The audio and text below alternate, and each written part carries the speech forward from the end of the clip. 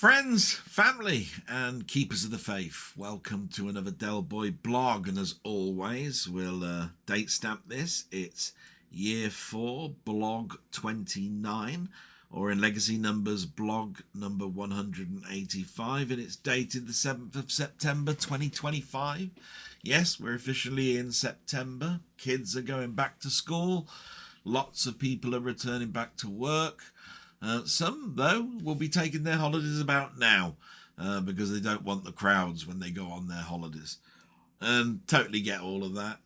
From my point of view, my holiday has been mixed. I haven't done anything really other than Pinfest, which I'm eternally grateful for all the help, friends and family that have made that possible for me to go. Today is a sunny day, but chilly. Something that you'd expect early autumn. I generally like autumn. I don't find the temperatures too chilly. Don't find them temperatures to be very harsh. But it will change by about the third week of September. Remember, I was mentioning when I was at school, going back to school after 1 week, I was doing cross-country running because of the rain. But with global change, that's probably not what that is more my memory more than what is reality. Other than that, I think we'll get on with the news. Nothing much more to add really. So we always start off with the war. I've written some chicken scratch again, so I do apologise. But it says here that Putin strikes main government building in Kiev for first time in a record drone swarm. Russia launched a record number of 805 drones and 13 missiles on Ukrainian cities. The attack appears to be an escalation for Russia in the over 3-year war so far. Residential buildings were also hit, with reports of 2 deaths, one being a 3-month-old child. Other news is that Putin insists on peace talks with Zelensky must be in Russia at a recent rally. Well, what can we... There's nothing really much more to say about this. We wanted the peace talks to work. I had doubts. Trump said, at the very beginning he could get this over in 3 days. Just goes to show you, doesn't it? He then turned around and said it's because it's been going on for so long that it's difficult, but if it had been in power at the time, it would have been 3 days. Anybody can say anything about the past in retrospect. My opinion is always, let's get this war finished, ended. I'm hoping for peace deals and, everything else. But it seems very much that even Trump is giving up the ghost on this one. I doubt now at the moment that as much as there is a couple of years possibly of Trump power left in years, it won't be finished even by the end of his term. That's a sad thing to say, but it's a guess from my perspective, and I hope that I'm totally wrong. I don't want to be right about any of that. My thoughts and prayers are with all sides in regards to casualties, and let's just hope it just ends. Now, I don't have too much UK news. I haven't been following it too much. I've been on holiday, so I haven't been listening too much, to Radio 5 in my walks and all of that sort of stuff. So let's see, news stories of this week. Angela Rayner, the Deputy PM for Labour, resigns after a tax scandal, causing the PM to reshape his top ministers.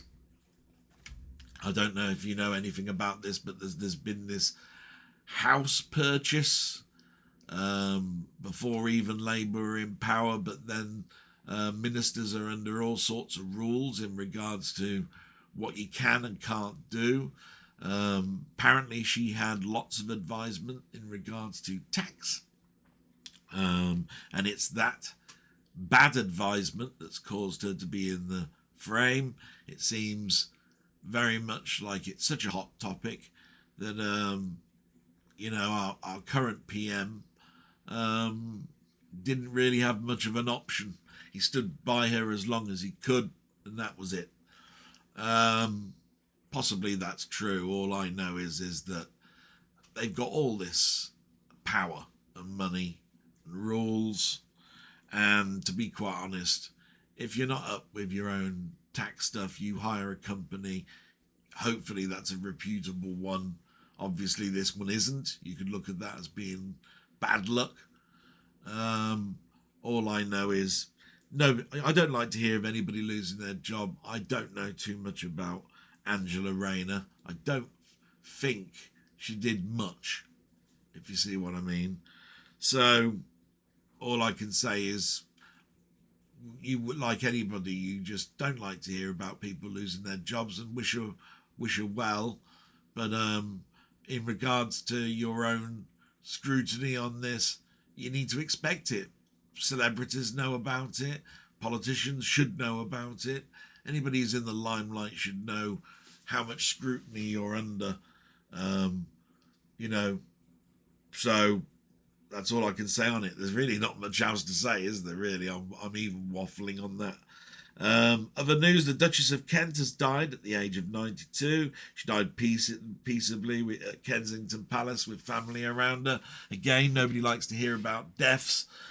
Nothing I've got to say really about the Duchess of Kent. I don't hear too many bad things about her. She's a royal, lived a good age, 92. That's the same age that my granddad died at, by the way. I don't like to hear about anybody in pain as they're going through their end part of their life. So I hope that peacefully and all of that is all totally true. Here's a little story that I don't know too much about, but I totally understand it from a certain respect.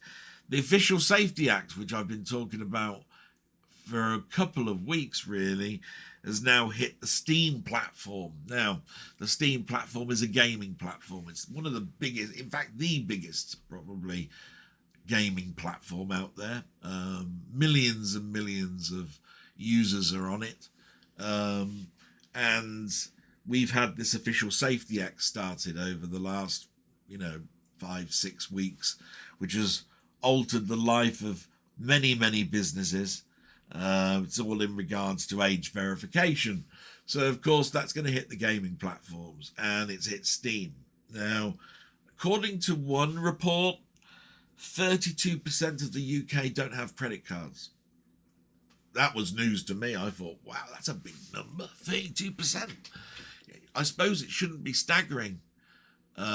We've been hit, you could turn around and say recession. We've been hit by all sorts of payment hikes that we've had to do in our normal life. Food, gas, electricity, water, it's all been hit.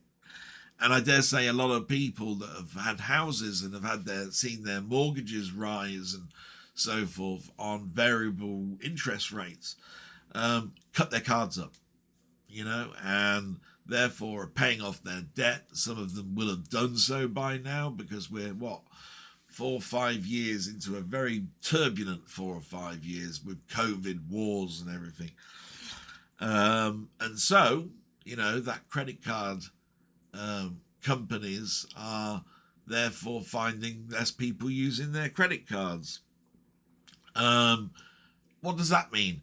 Well, Steam have to have an age verification system, but if you log on to your account or you create one, the account actually basically says, please tick this box to show you're over 13. Well, you can't have a credit card at 13. So you log in. It then says you can't make purchases and unless you prove that you can do this.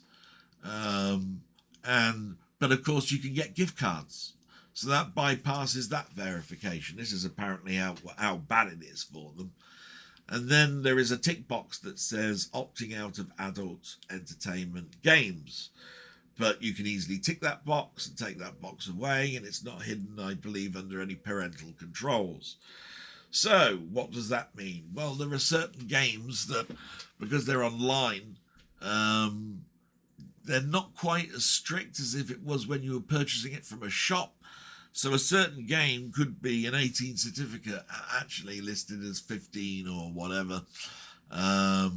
Or it's an 18 certificate, but because of the certain type of 18 certificate, like it could be graphic violence, say, rather than pornography or sexual overtones, you get past it. Now, I do know a lot of the adult content that's on Steam is hidden. I don't actually have the tick box ticked. It's just one of the, I rarely, at the very beginning of opening a Steam account, I go through the preferences very, very tightly.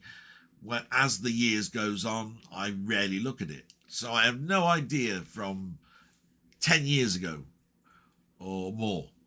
In fact, it is more with me. I think it's like 15 years. What my preferences were and how much I've changed them over the years. Hardly ever, I would think. So what will happen is you go in and you find you can't do things, and that's when you start going, oh, wonder why that is. I used to be able to, blah, blah, blah, blah, blah. But that's getting by and by. It's to do actually with the Official Safety Act is causing revenue issues for Steam. So I hope they get it sorted quickly. I hope they can change their model. But that'll require quite a bit of money. I dare say we're now going to see some price hikes. All bad news, isn't it? So the only last news story I've got is the UK has a budget, okay? And the UK's budget official date has been announced as the 26th of November 2025. And as we know, with any budget, it talks about how much pence is going on beer, booze, cigarettes, vapes, all the reliefs that you're going to have in regards to your home life, and restrictions that you're going to have in regards to being unemployed, houses, mortgage rates, all that sort of stuff. It's all going to be discussed every single time there's a budget. I've never seen anything that helps me. It's all been take. It's all take. So I've never been a big fan of budget. I don't. They talk about there were glory years. If there were glory years, it's when I was on the lowest paid band going. So what can I say? I just sometimes nervously laugh at it all because it's just a big bloody mess, really. And that's the end of the news. And I'm not really going to talk too much about my week because I've been on holiday. You know pretty much the routine I have at home with looking after my mum. It's been a funny week, though. I'll start off though with where I ended with the DVLA. I did give them a telephone call on Wednesday because I'd heard nothing. And when I did call them up, they did say that they'd reversed the decision. So yes, my license is due to be coming back to me, but there's no reactivation switch. Okay, they have a very solid, rigid procedure. And even if mistakes are made, you have to go through the same procedure as if it was true. They have to keep that in mind with the next bits that I have to tell you, because that's annoying from my point of view. Because when I said, okay, so how soon? And they said, well, you have to actually apply. And I went, right, so have I got to pay for this because it's a mistake? And they said, no, when you're under medical, you just have to fill in 2 forms. It's a D1 and an SL1. And I said, right, so how can I do this? Can I do it online? He said, no. And I said, well, that's strange. I said, I know that you can apply for your driving license online with other things. He said, not under medical. You have to actually do it on our official paperwork forms. Would you like me to send this paperwork to you in the post? And I turned around and said, what, you mean you've realised that there's a mistake. The GPs have all turned round. You've acknowledged all of that.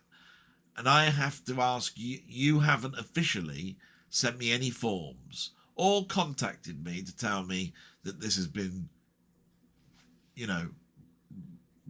reversed. And you're now going to send me it in the post, which will take more days. Do you not realise what all of the letters have been saying in regards to me being a carer and all of that? And they said, would you like, and he just repeated, would you like me to send it in the post? I said, well, yeah, of course. I said, is there any faster way for me to get it? He said, well, you can go to a post office. You can get both forms at a post office. And I said, well, that's not quite true, is it? I said, you have to go to a main post office for most of this stuff. So is there anything that I can do about it? He said, well, the only form that you can actually do differently that you other than the official form is the SL1.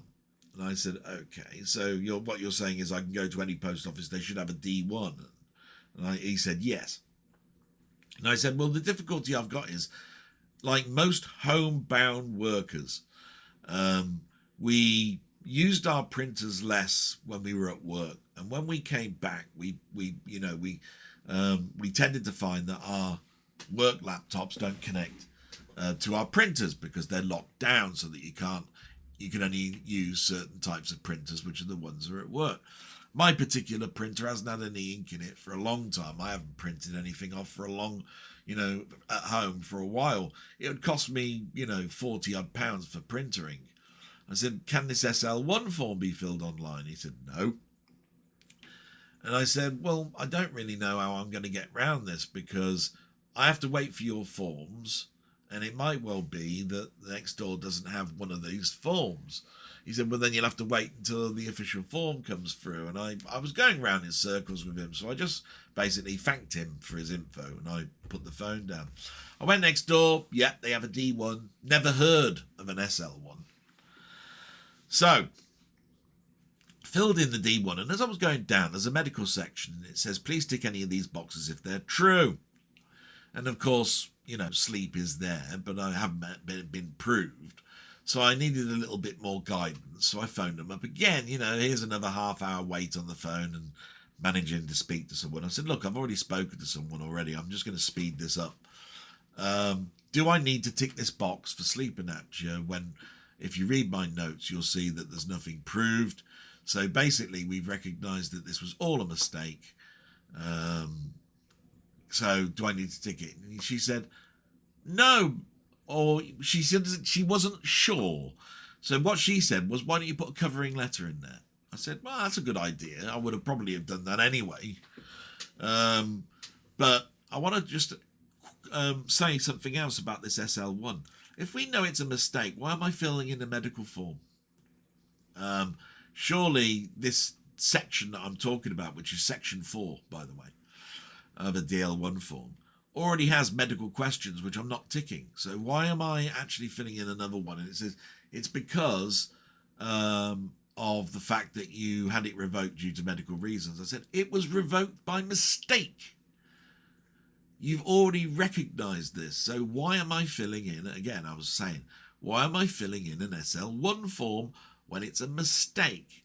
And she said, you can send that DL1 form without the SL1 if you wish, but it will probably not get passed.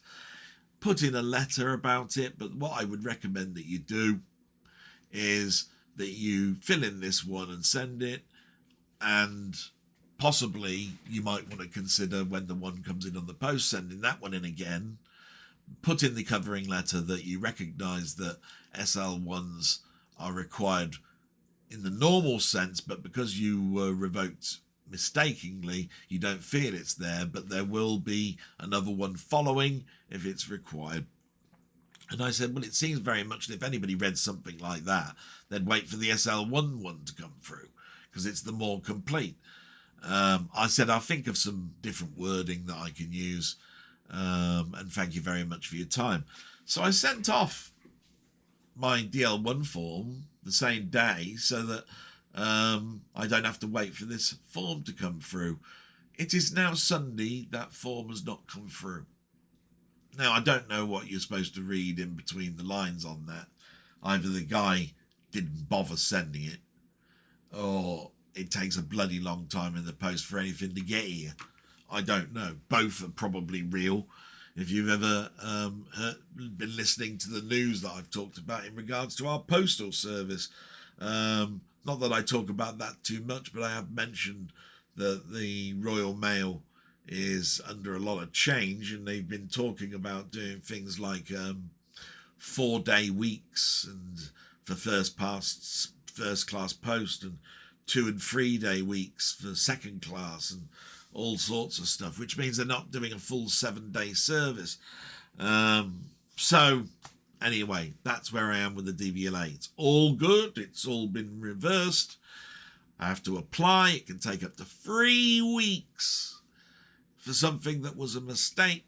There's no official switch. I have to go through the normal forms, and these forms involve a medical SL1, which I can't print off, can't get unless I go down to a main post office, it would seem, for which I would have to leave my mother and walk downtown and walk back up and all sorts of stuff. And it's supposed to be in the post and it hasn't even arrived yet.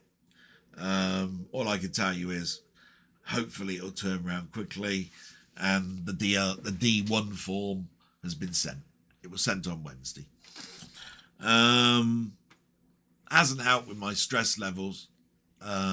Again, I had to do a online shop, which is very difficult because of the way that the monetary is worked out in regards to this household with no power of attorney. It's the week where my mum needs her hair doing in regards to colouring. So, of course, that was 6 weeks ago, and so 6 weeks has passed. And that means not only is the council tax at the beginning of this week, which is for anybody, it's either just under or just over £200 for most households. For a pension that's only got £215 a week, which means that the money for the hair has to be done with money that's left over from the previous weeks, which is next to nothing ever when you consider the shopping bill, which means it has to come out of my money. One of those things. I live with it. It's why you might have noticed at the end there are less, that I'm not doing trailers and much at the moment. That is going to come back, don't get me wrong. It's just that I get 1, maybe 2 physical media discs, of which they're not of most of the time of new films. They're of old film replacements, which I may have already shown a trailer of in the past, so it's a waste of time showing that. And we're heading into a period where we're approaching Christmas, and that's going to ramp up. It does mean I've saved a little bit of money. That's good. But when I say save money, it means it's relaxed the money to help with paying the house bills.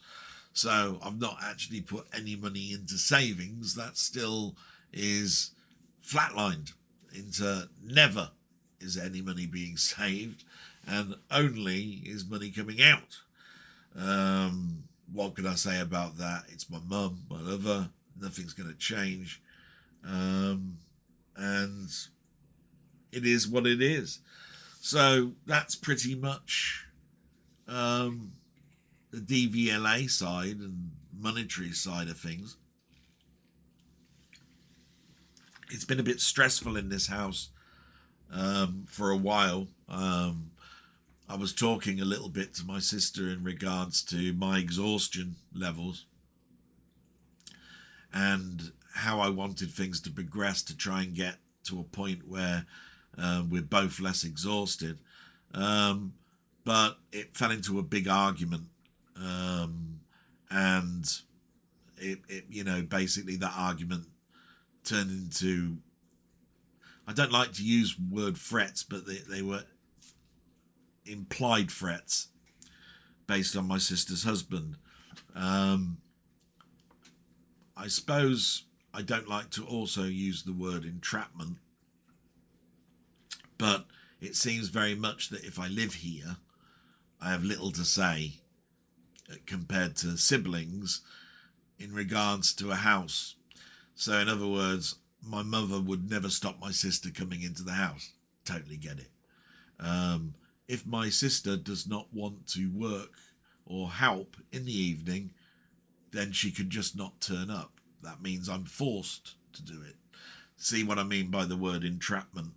Read between the lines on that as much as you want. I love my sister still. I think that her husband is perfectly fine gentleman. But if you do have a side of the family that only listens to one side, and that is your wife, and he doesn't want to hear the other side, then basically, you know, you could look at that as well as bullying. So I'm going to leave it there, other than we're working through those differences. And, you know, as far as I'm concerned, life goes on. I continue to look after my mum. And if I keel over, then everything that I was talking to in regards to my sister, maybe she'd understand that she did have a choice. So that's how I look at it. Now, I have gone to my GP. I've explained the situation. There could be something called mediation. So that's being looked into. So nothing to worry about, really. I'm not trying to. I know that next week is going to be a difficult week when you have horrible prickliness in the air. Plus, I've got blood tests that need to be done on the Tuesday, which is my return day to work, by the way. And I've also had to call the sleep clinic again and cancel the appointment for the 19th, because if it takes 3 weeks, it will take me to the 24th, which is past that date. So they've said they'll do all they can with the DVLA by sending in a letter. Isn't that nice? So they're going to send a letter to that same reference number that I've put in my letter, in my D1 form. So maybe seeing 2 doctor's notes, one even from a sleep clinic, might actually knock them on the head a little bit. We'll see. All trials and tribulations. Let's get on to the better good stuff, shall we? And we'll do the shout outs. And I always like this bit, the shout outs, and we'll talk. You know, there's quite a few names down here that I want to thank, but I want to thank everybody really who listens to this blog week by week. I always look at it as, at the moment, as the depressing blog, but I try to put things in, you know, like what I've been watching and what you could be watching and all of that sort of stuff. I try to make it light by answering questions. Questions are the things that raise this up, because they could be on anything, and therefore not on the doldrums in regards to how you're caring for your mum and so forth. That's why I try and get that out the way at the beginning. So, shout outs, here we go. But everybody, thank you for looking at this. We have got Wee Bob Art, Ian Hill The Ramblings, Steve's Gaming Part 2, Carl Todd, Muckman-Movies, Martroid, Sandra Clark, Colin Jones, aka Ponder, and Denny. Like I say, I hope I haven't missed anybody. I'll be reading out all the comments shortly. And every single one of those, thank you so much. I'm pretty sure that every single one of these has raised a question, or the majority have, which means it could be quite a longish old section. So there's 1, 2, 3, 4, 5, 6, 7, 8. There's 9 people here. If they all ask a question, you can imagine. All depends on how much I waffle. So I think we'll at least go to the first one before I take any pauses. I do take pauses, usually to check on my mum and all of that sort of stuff. Also splash my face, get myself still lively.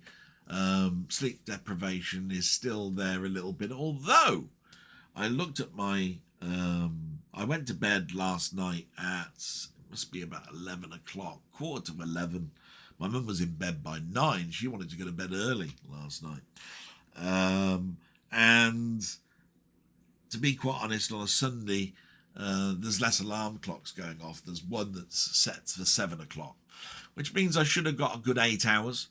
I looked at my sleep score. It said that I slept longer than normal, 5 hours 15 minutes. Unfortunately though, a lot of that was listed as being awake. I don't remember being awake, but yes, I do remember getting up and going to the toilet and dropping back off to sleep. I don't remember going to sleep because I listened to an audio book, listening to Wee Bob Art here a little bit. Listen to an audio book, which means that the telly's not got that blue light or white light that causes you to be drowsy, and you can basically sleep sideways, on your head, on your pillow, without looking at any telly, and just listen. So I must have dropped off quite quick because I'd have been tired. So it just says that there were a lot of restless moments, but my oxygen levels, beats per minute, all of that were all within balanced. It says balanced. That's what it says next to it. But these things that are on your wrist, these things that are on your phone, they're not medical devices. They only give you a guide. So all I can say is it did say that my body battery is higher. But I will say this, I got up at 7, I gave my mum a tablet, I got back in here, I started to look at the news, do bits of that on my blog, wait for my sister to come in, help with her to get my mother ready, make the toast, make the tea, make the coffee, get into here, do a test recording, sit in front of it, and that's where we are now. And through that process, I sat at my chair at one point and I started to feel myself sleepy. So it's one of those things where in that time that you heard about that, I had my computer on and I was looking at screens again. And it's those that I've been saying that have been not helping too much in regards to tiredness. It seems the more I look at a screen, the more tired I get. But it could also be, like I say, fresh air, all of that sort of stuff. So I can only hope that the sleep clinic will help with all of that. But we'll read the first one. And it's from my friend Wee Bob Art. Yeah, so let's see what he's put. I am listening along to this blog, but figured I would have a question. I would leave a question just now. All the best to you and your family. Well, it's quite a long question. Right, let's have a look. I've been trying to use my VR more recently and bought a few games. Great. Absolutely marvellous. Hope you're having fun with them. I'm struggling with streaming speed as my router seems to keep limiting things. Ah, yes. Okay. I think I know where this is going. I've been through all the steps to try and fix this, and I've managed to get 500 megabits per second, but only seem to last 15 minutes. My next step is to try a brand new Ethernet cable between the PC and the router. That is very important, I have to say that. Anyway, my question is, do you use your VR with your PC? Yep, is the answer to that, although not as often as I used to. What graphics card do you have? I've got and it's not exactly terrifically exciting this. It's a GeForce 3060 Ti. Yeah, Ti 3060. And how do you find the VR if you do use it in the same way as myself? Thanks and all the best. Well, I must admit it's been a while, but I do believe in the last year there's been quite some advancements here. Now, it always used to be that MetaQuest advised you to buy a link cable. And the trouble is that you need something like a 20-foot link cable to do anything in VR. And then there's a lot of cable management because it's over your shoulder and hooked into the side of the USB-C port and all of that sort of stuff. So you turn around and you get tangled up. So it's not surprising that one of the major sale points of a Quest 3 is to have Wi-Fi. Okay, but the trouble is with Wi-Fi is that there's several methods and a lot of things that you need to be aware of, and that's how Wi-Fi works. And to be quite honest, there's 2 apps that you can use, and you don't mention which way you're trying to connect. But you've got AirLink, which is MetaQuest's way of connecting to your PC. But you've also got Virtual Desktop, which is a bought app, which offers you far more things than just linking it up. It actually gives you desktop views and all sorts of stuff. And it's got more graphic fidelity control and connectability control. So I've always used Virtual Desktop. Now, if you're not using Virtual Desktop and you're using the MetaQuest app, I don't know quite how they've updated it and how better they've made it over the years. I do know that the last time I saw any YouTube video on this, it wasn't too bad, but not the best. Now, Virtual Desktop, I've never really had too much of a problem with. You put that, you open up Steam through that. You've already set the bit rate that you want, and you can see what your latency is, and you played the game and you hoped that you didn't get things like high GPU usage or low latency warning, etc., etc. But just going back a little bit here, because you were talking about routers.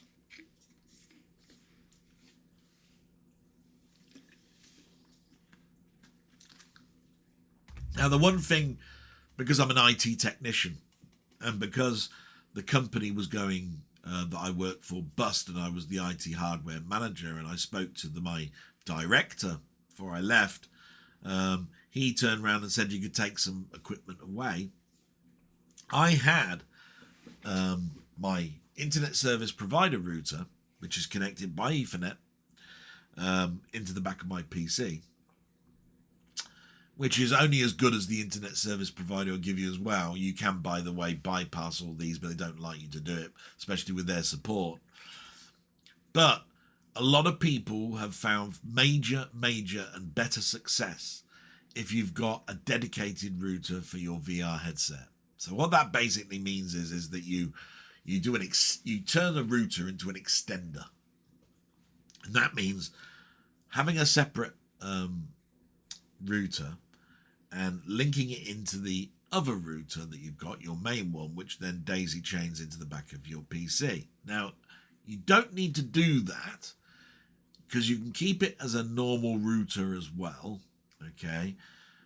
But you need to pass the Ethernet cable, therefore, from the back of your new router to the back of your PC direct, which most people can do because even motherboards have got two Ethernet connectors, which means you can enable both and have them running independently.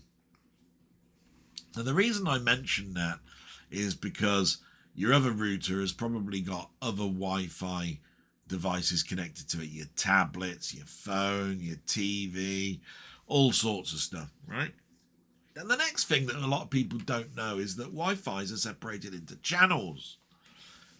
Okay, it's a bit like frequency and like AM and FM radio and all of that sort of stuff. Now, I believe my router's got 16 channels. You can buy an app on your phone, and you can even get them free, I think, called Wi-Fi Analyzer. And if you open that up, you'll see the Wi-Fi chart come up, and it'll tell you which has got the strongest signal.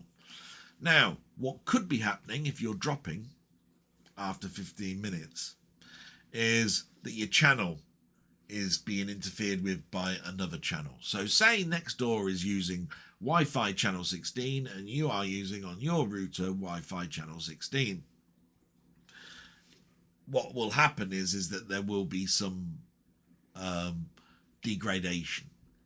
So what you could do is you could have a little look and see which is the strongest signal for you and change your Wi-Fi channel to 8, 4, whatever one is the strongest. Okay, that's if you've only got one router. The other one is that you do exactly the same in the other router, only make sure that you don't have anything else, your TV, your phone, or anything like that connected to it. Just have it specifically for VR. That's one tip, and a bloody long one. So we've covered the apps, we've covered a little bit about the router. I suppose the only other method is that the USB cable, going back to that, it will give you, I'm pretty sure, a 1 gig connection compared to your 500, right? So I would probably say that if you can use a cable, do so. But those cables are not cheap.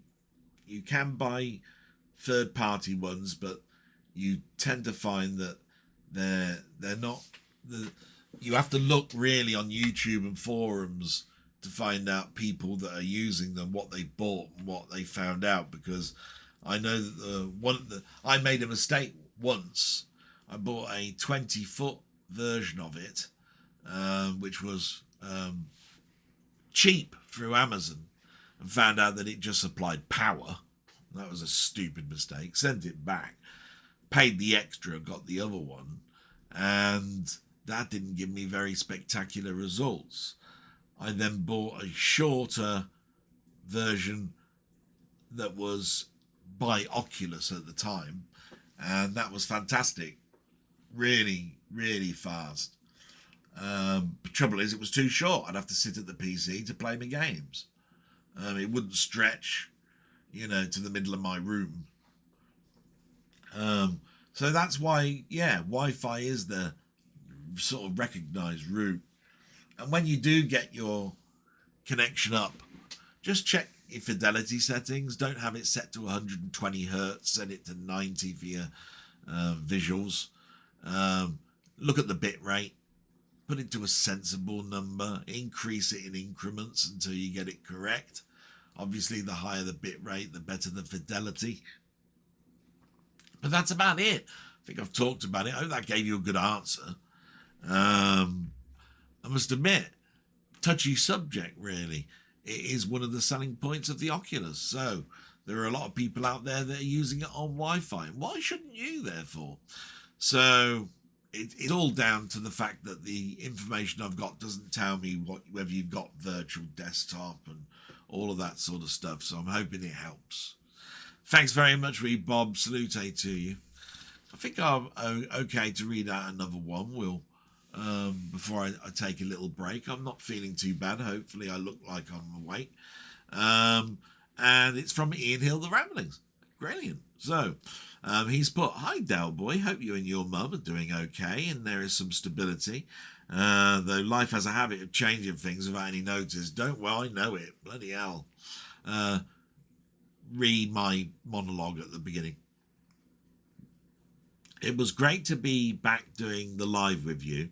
So much fun and very enjoyable. Yeah. I've made no qualms about how much I look forward to Wednesday. It's still very important to me. You had your problems last week. It was, understandable. No qualms here, and I kept in touch with you and wished you well for your son and all of that sort of stuff. This Wednesday is going to be a difficult one.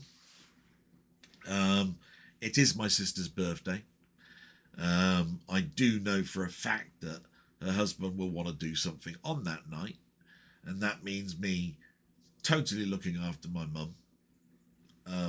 But doesn't necessarily mean I can't do a live stream on a Wednesday. All it basically means is that people just need to understand when they're watching that they'll see me at the beginning and they'll see me a lot at the end, but in the middle there's a lot of I've got to go away and I have to leave Ian there for doing just a live stream by himself.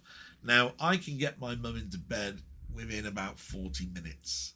It's about that long. You got to remember it's a lot of walking to the other room, getting her undressed, washing her, putting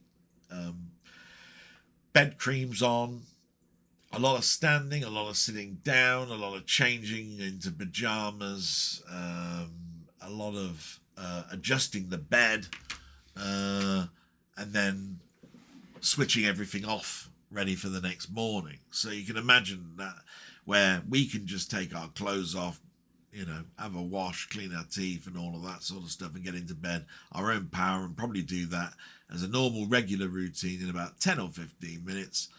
It's a good lot longer with somebody that's immobile. So what it will basically mean is that I'd need to check on her every half hour just for 5 minutes in the 8 to 9 slot. The 9 onwards would be a 45-minute miss from my point of view, and then from quarter to 10 onwards it would be perfectly okay, but remembering that it's work the next day. So you could look at it and go, well, why bother with all of that? Well, the nice thing about it is that I look forward to it. You don't have to have a guest there 100%. It's just that that's the way you'd like it to be.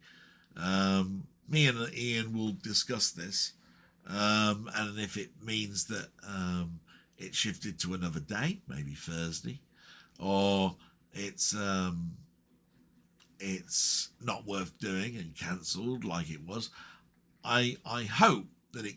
My hope is that it continues. I don't think that my problem should be a disruption for Ian. He wants a channel that basically wants to grow. He likes his chatting. He likes talking to people about films. We both love doing that. And to be quite honest, I'm pretty sure he'll want to continue on that Wednesday, especially when I'm still around. It's just I'm not going to be around 100%. So we'll see how that goes. We'll have a little chat. I've mentioned this to Ian already in text. I'm just waiting for a phone call to iron out the bugs on that. Even if you have an argument with your sibling, you know, your sister, I'd never deny her birthday. My God, how much of an ogre am I? No, of course I'm not.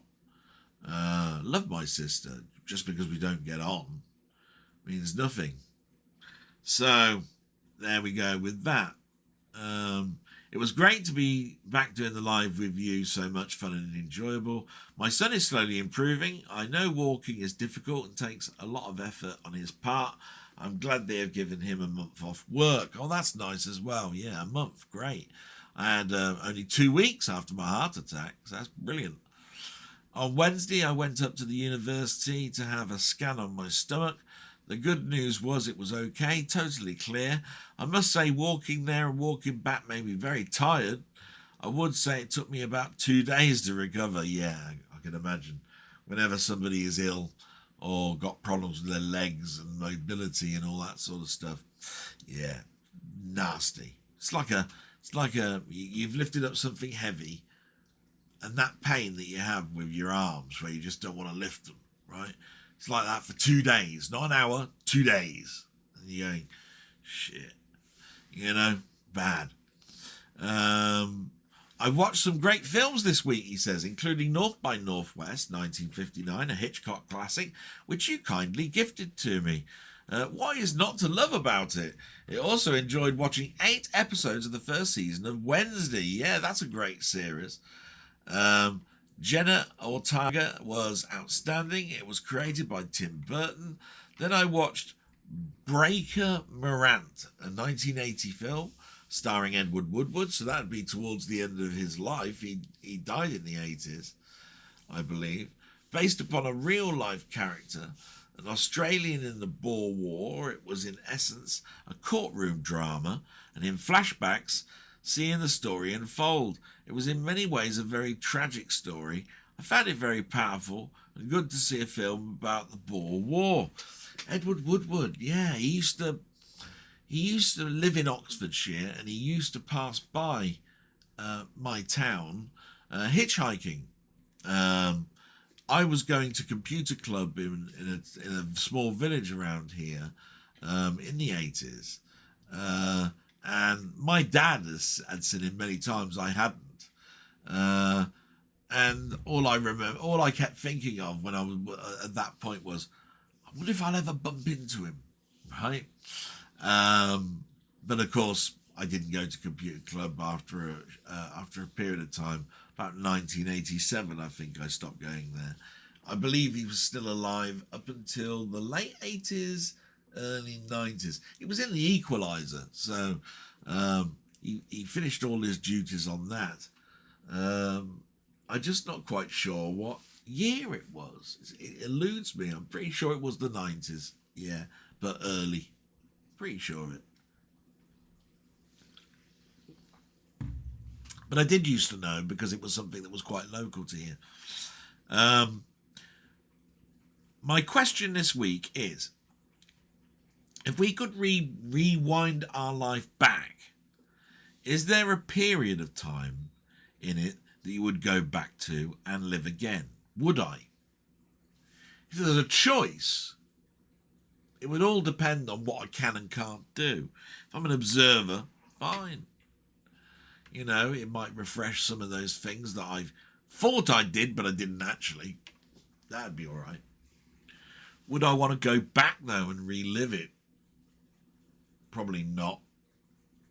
I know it sounds weird to say that, but I think the time I would be wanting to go back to would probably be 1985, if I was talking about a particular point in time. It was a time of great scope for me. Leaving school, getting my first 16-bit computer in my Amiga 1000. Still having a Commodore 64, still liking games, still liking to go to the cinema. Video recorders was still a thing. Sell-through was around. I was building a collection. I was starting work.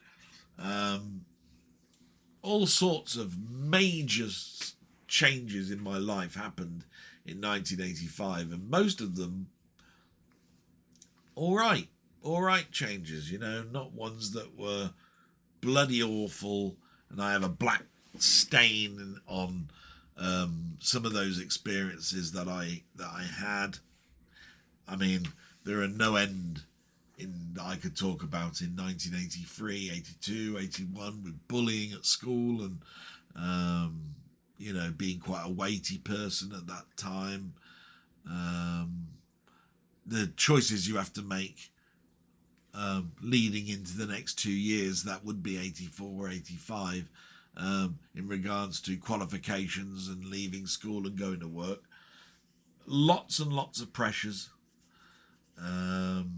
So, yeah, I would probably say 1985. So many good things. You know, the cinema was great. Back to the Future, all of that sort of stuff was on at the cinema. Yeah, I think that's a pretty good months and years to think about. The whole of 1985, yeah. The summer, I think, particularly went quite well in 1985, if I remember rightly. Wasn't too bad a summer. So I hope that's given you a bit of a flavour of an answer. And I'd love to know maybe on Wednesday when we speak what year you'd like to go back. Thank you so much, my friend. Salute to you. And I'm looking forward to a talk later on today or in the next couple of days. That'd be brilliant. And with that, I'm just going to take a pause. We've been going now for nearly 53 minutes. That ain't bad, is it? Hey, I did all right. Not feeling too tired or anything. So hopefully I'll be back in a moment and see you on the other side. Okay, and we'll move on. Thanks very much to Ian Hill for his question and his time writing that comment. Absolutely fantastic person, I tell you. Speak to him regularly and obviously do my live, and always a great supporter for me and a great sort of like inspiration for me to continue, as anybody who comments and everybody is, but just very, very close with Ian at the moment. Please go and look at his channel. Definitely do some liking if you see some of his some of his work and you like it. Subscribe if you like a lot of his content. It's all based on films and TV and media in general, soundtracks, music in general, you know, like the old grey whistle test and all of that sort of stuff. Knows an awful lot about bands and music of the time. We have to really respect people of our age now and can remember those things, and maybe a little further back than you are. I know I've gained an awful lot of experience and knowledge through him. Moving on to Robert's Retro Gaming, Canadian royalty. He's got, "Hi Del, my comment from last week got disappeared again." It's probably why an awful lot was missing last week. How tedious it is to have to cope with logarithms running around in the shadows censoring speech. Yeah, and a lot of people have got round it by putting a little place marker. It seems to work. It doesn't work all the time, but it seems to be more accurate and easier. I've tended to do that with ones where I've needed, you know, where there's a blog or it's not weekly, it's like every, you know, month or whatever. But it's very difficult, I understand. But he's put, "I hope that your problems with the massive bureaucracies get sorted out soon." Yes, so do I. And take care. No, that's absolutely fantastic. Thanks very much, matey. And, you know, I'll be talking about your channel in a little while. So we move to Carl Todd.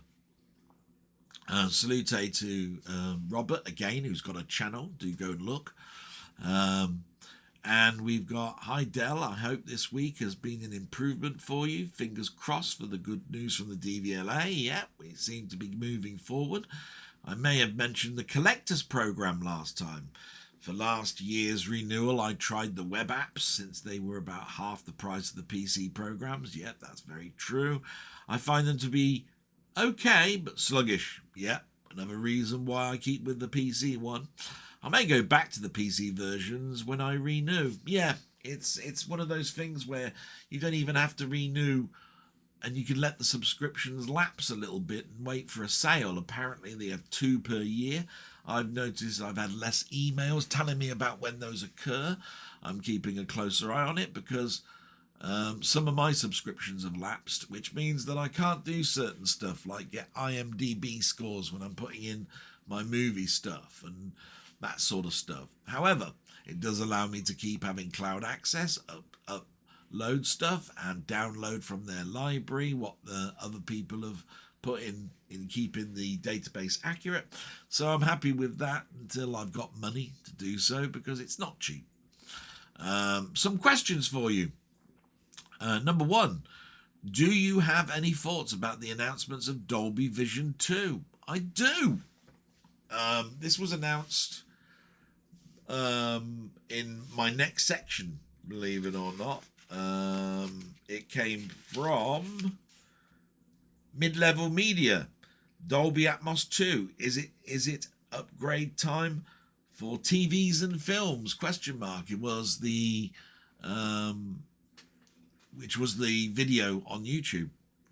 So I listened to it in great interest, and all of the pros and cons for it.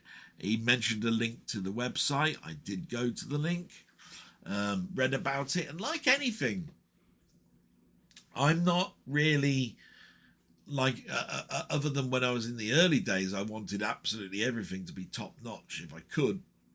I'm not really in that massive rush to push my equipment higher unless I really need to. Like, the panel will break, the 4K player will break, my surround sound system will break, my speakers will break. That's when you start looking at upgrading and you start looking around and seeing what the changes have been.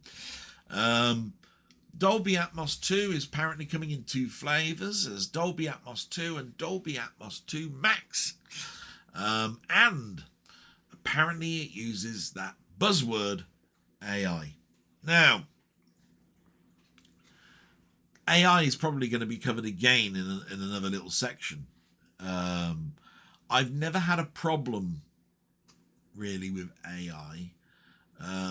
Is upscaling from DVD to higher an AI, being as it's got a chip that looks at things, upgrades it, puts it to you. The telly having AI to control the picture is almost like an app that is basically monitoring, say, your engine in your car and making adjustments to protect itself. Now, or enhance.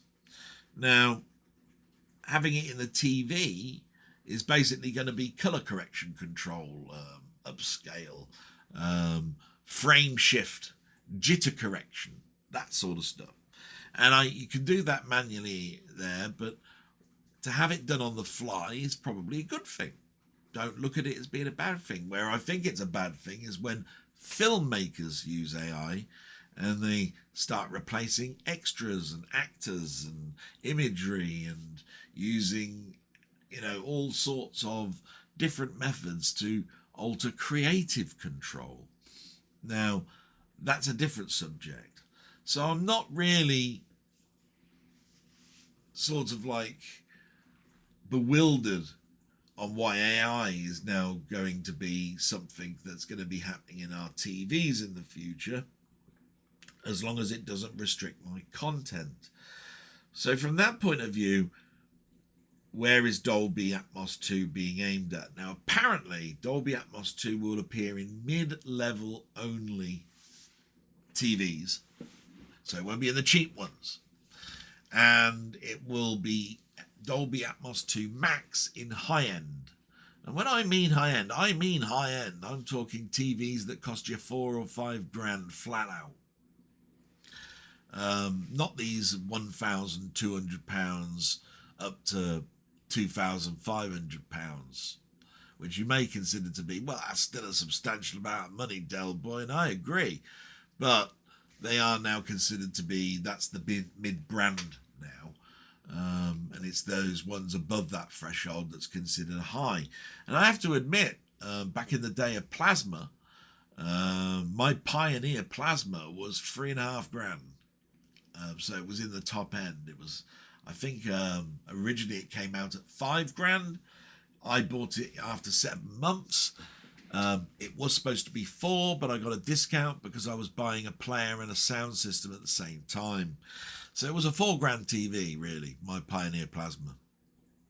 And this was at a time when I'd sold my house and I'd moved back home, and I bought some of the collateral of my money to buy a TV. I'd lived with 32-inch CRTs for a long period of time. They were getting old in the tooth. LEDs had been out for a good couple of years as televisions, and I hadn't upgraded. So when it got to 2005 and I moved home, some of that money was paid towards a plasma, costing a lot of money. Why not? I deserved it, I felt. So, yeah, that's when the last time I bought a really expensive, even that telly that you see behind me, which is a Panasonic OLED, was a $2,000 telly that I bought in a Black Friday sale. And because I bought the 4K player, which, by the way, wasn't the original 4K player that I bought. The original one was £1,000. It was the 9000 model, and that's the 820B that you see behind me. Meant that I had the telly discounted to a whopping 1,300. So 700 was knocked off, but I did buy that amp below it. With the money that I saved. So the telly and the amp came together, and the 4K player was the extra add-on, and it had to be replaced with an 820B, for which I later did buy the 9000, and that is in this room, but you won't see it in camera shot. It's a lovely player. I get that player out when I'm playing reference discs. It's got the same mechanism as the 820B. And to be quite honest, those mechanisms are the things that are weak on the player. The 9000 has a stainless steel outer compared to the 820B's mostly plastic. But it's the chip inside it, it's the board, makes all the difference. And the player is, I believe, a high-end 4K player, probably not made by Panasonic. It's probably a Mitsushita or whatever it is, if I remember anything about whenever you bought a creative ROM DVD player, it was never made by creative themselves.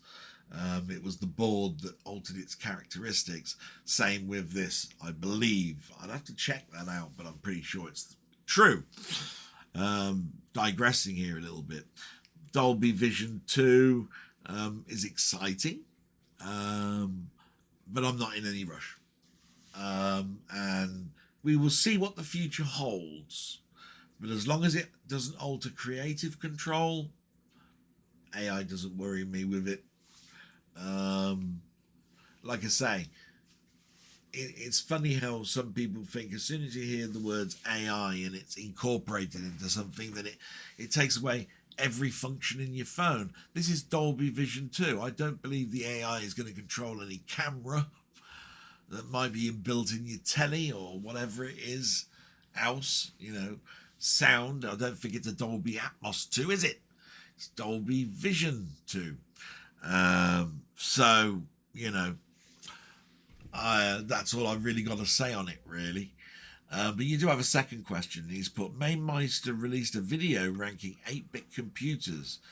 I wonder how you rank them.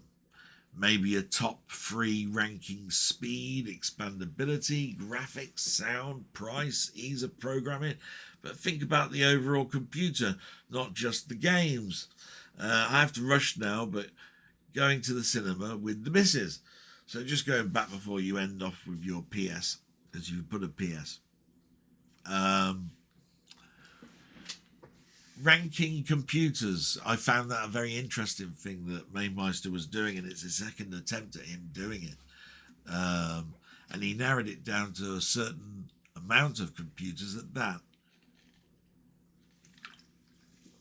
And that makes perfect sense. My God, you can imagine if you added more, it basically muddies the water a little bit, makes it unwieldy. But he was doing a ranking system, but you can imagine it took up nearly all of his waffle that he was doing in it, which was a good nearly 2 hours. And we don't really have time in my blog, because my blog is 2 hours without going into anything like this. But maybe a video would be good. But I also think to myself, well, if somebody else has done it just recently, does really anybody care about my thoughts? I will say that of what my favourite last 8-bit computer was, which was a Commodore 128. I'd moved on to the Amiga when the Commodore 128, well, the 128 came out just a little bit beforehand. And where I was going into that village with that computer club, he had one, a Commodore 128 and a disk drive. So it was not exactly like a cheap piece of stuff that this family had bought. But we used it just in 64 mode. We never really used 128 mode at all. So I've had a Commodore 128 for about 7 years. And I recapped it. Well, a friend of mine recapped it. I was no good with soldering irons now at my age, and he did most of the work, but I bought all the caps and I watched him do it, and I was there and I was helping and clearing up and all of that sort of stuff. Switched it on and it works. But it's in storage. It's one I could sell. It's one I have only a small amount of nostalgia, because I believe nostalgia can also include when you go around people's houses. And if you were going like I was every Wednesday to this computer club, I saw that computer for a good 8 months, 9 months. So I'm pretty understandable about what that 128 could do to an extent. So I do have a nostalgia for it, but I didn't own it myself at the time. I went for a Commodore 64 to an Amiga, and it was an A1000 at that.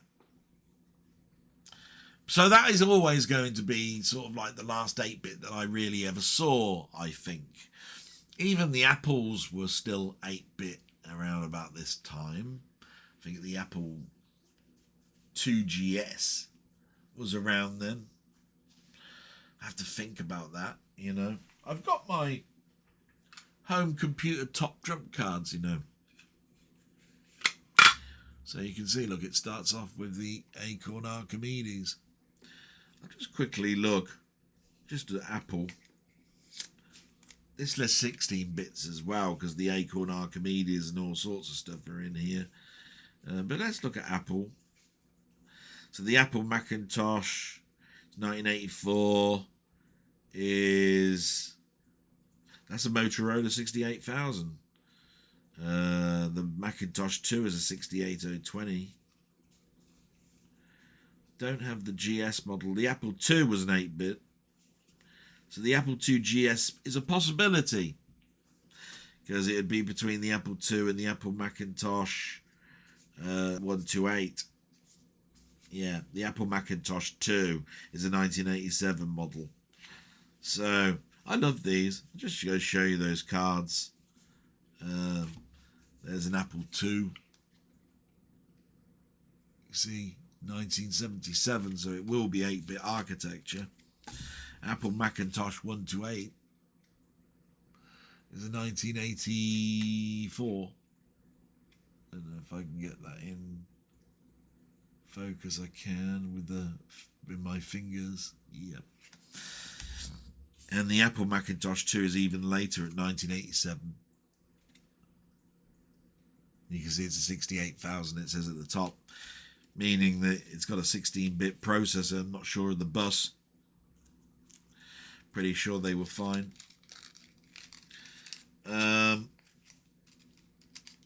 So I didn't have too much exposure to Apple after I left school. I left school in 1984/5. So, yeah, the 128 was my last real exposure. Saw, obviously, Amstrads in computer shops like Dixon's. So I could still see a lot of the stuff that was coming out. But there was a lot of dedicated computer shops as well that were selling the word processor side of Amstrad's. What was it? The 6826, is it? It uses those 3-inch floppers. Had Batman as the game that I saw on it in a shop once. But I never had one myself. That was one that came with a dot matrix printer, and everybody was loving it because of its word processing capabilities. Not quite sure what the processor was in that. So this is where it gets a little bit rocky. But yeah, I'll have a think about that. So your last bit says, P.S. There is a new Elton John Blu-ray audio disc, Captain Fantastic and the Brown Dirt Cowboy. Makes sense because I think it's celebrating its... let's see, that came out in 75, I think. So it's 50 years, isn't it? Not 40. So yeah, it's a 50-year-old. So Captain Fantastic and the Brown Dirt Cowboy that has been announced at SDE. It has a very limited release window. I think only 1 week. So you may want to take a look. Well, I better bloody crack-a-lacking, hadn't I, really? Bloody with that. Jesus, a week. Doesn't give me much hope of me getting it, based on the fact that you wrote this, what I could see here, 3 days ago, and you've only got a week. So thank you for letting me know. And as always, best wishes to your mum, though. Thank you very much. And salute, my friend. Thank you so much. I feel a little bit like I've got time pressures now, but we'll continue. And we go to Muckman-Movies now. Jamie, my friend, absolutely fantastic. We've had some conversations this week, some interesting discussions. It was about AI. But he's put, regarding energy prices, I am very vigilant on this. I fixed our tariff last October with Octopus, but I think we may need to move provider this year because their fixed rate isn't as competitive. We also installed PVs about 9 years ago when interest rates in savings accounts were non-existent, so this helps too. Yeah, I think my mother's on Octopus. That's something that I deal with. The house, the council tax, the water for in here. My sister looks after the gas and the electricity, and the building and contents insurance. And I'm pretty sure she said we're on Octopus and it's fixed. So yeah. In regards to illegal immigrants, I think Germany get the most illegal immigrants at present, followed by France and Italy. So our situation isn't as bad as other countries, but definitely needs addressing. Yeah, totally agree with you on that.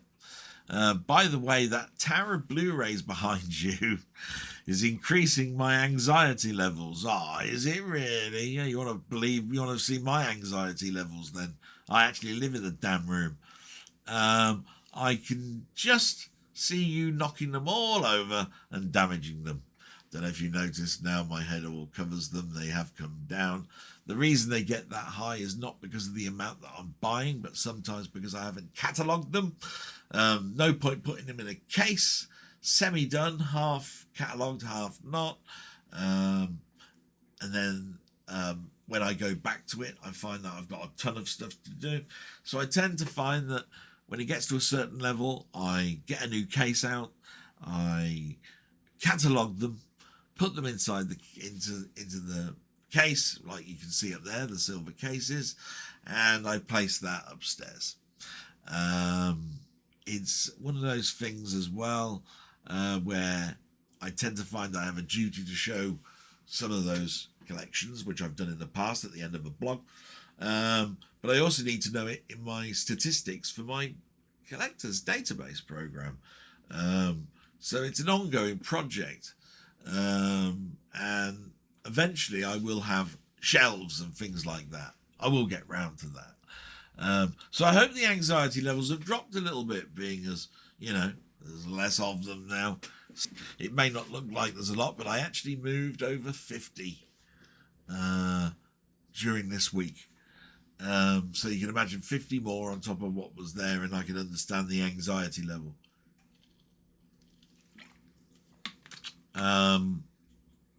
So we'll move on with that.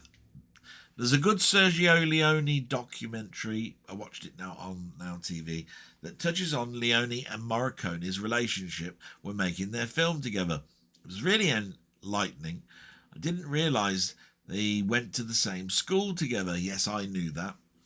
Now, I don't think I've seen that Leone documentary, and I doubt you've mentioned what it's called or where you saw it. But I have mentioned several times in my blog that I've got a documentary which is over 2 hours long called Ennio, which is about the maestro Ennio Morricone. And it's mostly in Italian. I bought it on Blu-ray, foreign, from France, over here. It's still got English subtitles. It's mostly in Italian, so it wouldn't really be worth waiting to see if there was a UK release. So I ordered it. I've watched it several times. I think it's a fantastic documentary. Maybe that's because I love his music and I've been growing up with it, and my dad loved it and all of that sort of stuff. So yeah, brilliant. I'd still like to see a Sergio Leone centric DVD to buy if that documentary is out. So maybe I'll get some more information on that, or maybe I'll find it out myself. Absolutely fantastic.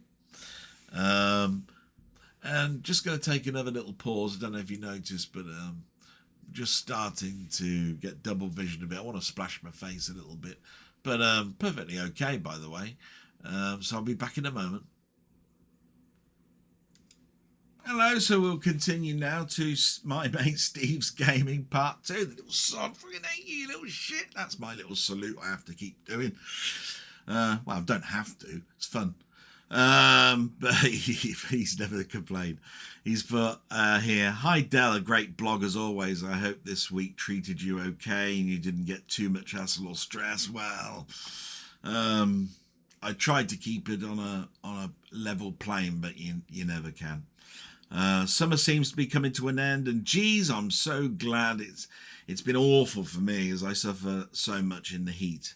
It seems the government are pushing yet again for us all to have digital ID with all our personal information on it. I'm strongly against this for multiple reasons, but they never stop trying to push it on us. No, they don't. Okay, let's see about some questions then. So question 1, when you were a young kid, or when I was a young child, before home computers and video player recorders, does that include Pong and before video record, what were your favourite pastimes? Well, I've had a computer since 1980, so we've got to go into the 70s. What would I have been doing? I think I've mentioned it before. I mean, obviously, I had some friends in the street. We all had push bikes. I had, I believe, a grifter, and later on a rally bomber. Look that up, rally bomber. Does anybody mention those bikes anymore? Had bloody big cow handles. Lovely looking bike though. Was at the time. I mean, most people looked at those tires and that bike and went, "Wow, that looks nice." But anyway, this was at a time when people were BMX, everything. So bike riding. We had 7-week holidays, so I'd come in and I'd watch TV. Cartoons, all of the stuff that would be on in the summer holidays, like the Adventures of Robinson Crusoe, and there'd be the Banana Splits and all of that lovely gubbins that we try to remember in our childhoods. Board games, but I didn't have too many. My sister and I rarely played a board game together, her being a girl, me being a boy, 18-month gap between us, me being the younger.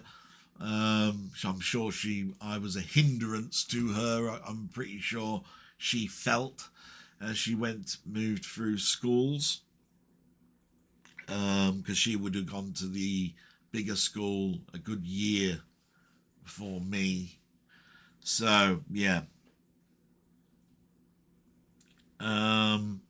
So board games, I suppose that would be things like Operation, the Mad Doctor's game, Jaws, Buckaroo, that sort of thing. No such thing as Trivial Pursuit back then, I think, because we're talking 70s. Colouring, Spirograph, Meccano, Lego, Airfix kits. Getting up to no good, which I think is what I was doing. Question 2. We are in 2025 now. Are we? Oh, yeah. But what is your biggest disappointment about the future? Consider back in the 70s, what did you imagine 2025 would be like? And what is the biggest letdown? Right, looking back from the 70s and thinking I doubt that I even thought that. I probably may have dwelled upon what the 2000s might be, but I wouldn't think about 25 years into it. It even surprises me now that I had to renew my driving license 2 years ago with a new picture, and that you have to do it every 10 years because I'm close to old age pension. Bloody hell, how did that creep up on me?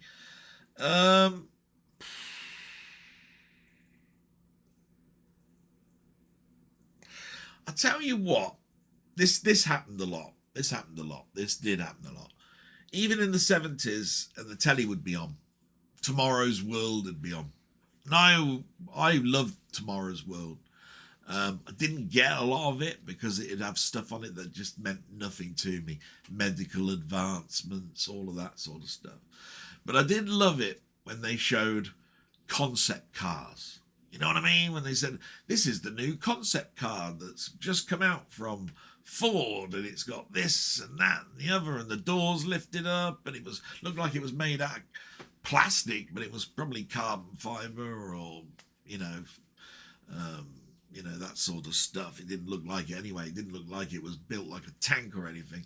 It would all have those lovely sort of like rounded bumpers, and when you sat inside it, there'd be a steering wheel, and Tomorrow's World would make a big hoo-ha about it not having any buttons or anything like this, or the steering wheel could shift from left to right so that you could drive if you were on the left or to the right in case you were driving abroad, and all of this sort of stuff. And I look at the cars now and I go, where are those concept cars? You know what I mean? They never look like those things that they were on Tomorrow's World. And I think I'm cheating a little bit here, because later on you'll see that I'll talk about what I watched on YouTube this week, and it was actually a BBC archive on Tomorrow's World.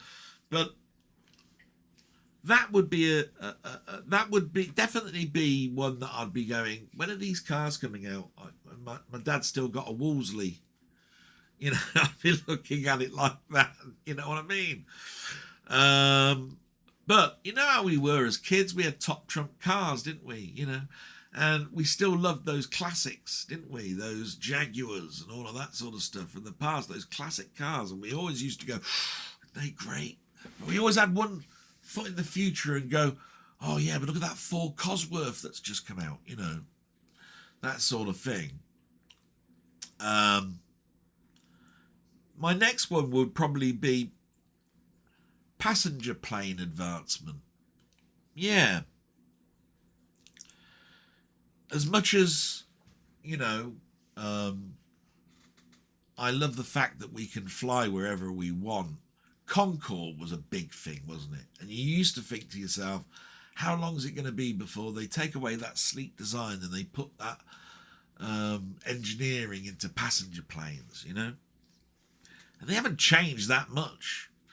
The internals have, the mechanics of how the engines work have, the fuel slowly getting there with changing that. But I used to get a magazine. It used to be one of them fortnightly put in a binder type things. And it would show you the advancements in jets, where the wings, they've been looking at the wings, and instead of having them like that, they were like that, cutting through the air like a bloody knife, and all of this sort of stuff. And I look at passenger planes and going, these are not changing again. These are not changing again. These are not changing again. They all look the same. Boring. So what's going on there? So, but this is back in the 70s. You're asking me an age where I wasn't in my teens. So I looked at things totally differently to now. But that's probably where my disappointments have laid. I never looked at Star Trek and thought we were going to be transporting across one part of the planet to the other in 2025. I never thought we'd have a,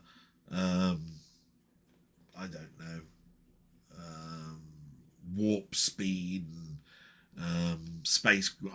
I tell you what, in the 70s, I might have thought that we'd have landed on another planet other than the moon by now. With all that excitement in the first 3 years of the 70s, like, the last years of the 1960s and the first couple of years of the 70s, I would have thought that we might have gone to another planet, especially with the excitement of Voyager. Voyager's always been my favourite NASA project and mission. I don't think it'll ever change until I die. Voyager. Thinking back at 1976, 77, and one mathematician that had worked out how to get through the asteroid belt and all the way to the outskirts of our universe using just gravity pull of the planets. Wow, my God, man, what a project. So even more so than shuttle missions and all of that sort of stuff with that.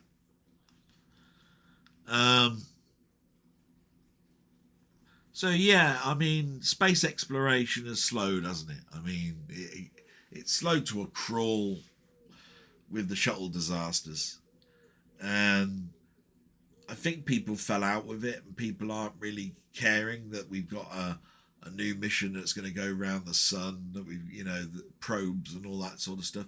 People are going, when are we going to land? When are we going to send a manned mission to Mars?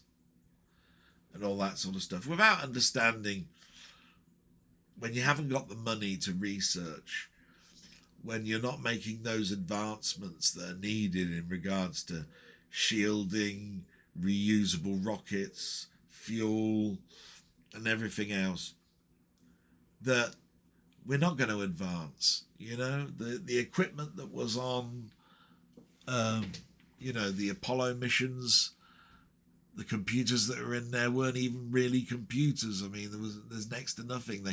They needed as lower power as possible, when it comes to the watts and amps that were going through those devices.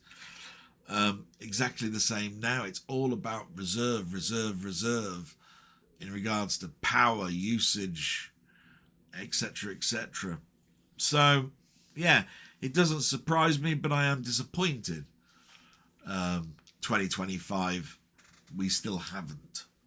And we're only just thinking about now doing something to go to the moon again. So, yeah. Yeah, I think those are my disappointments. Thanks very much, Steve. What a fantastic, you little shit. Fucking hate you, little bastard. And good luck with your game, by the way. And let me just say that Steve does have a gaming channel. He's got two, the little sod. But he's written 2 games, starring a little character called Boney. There you are.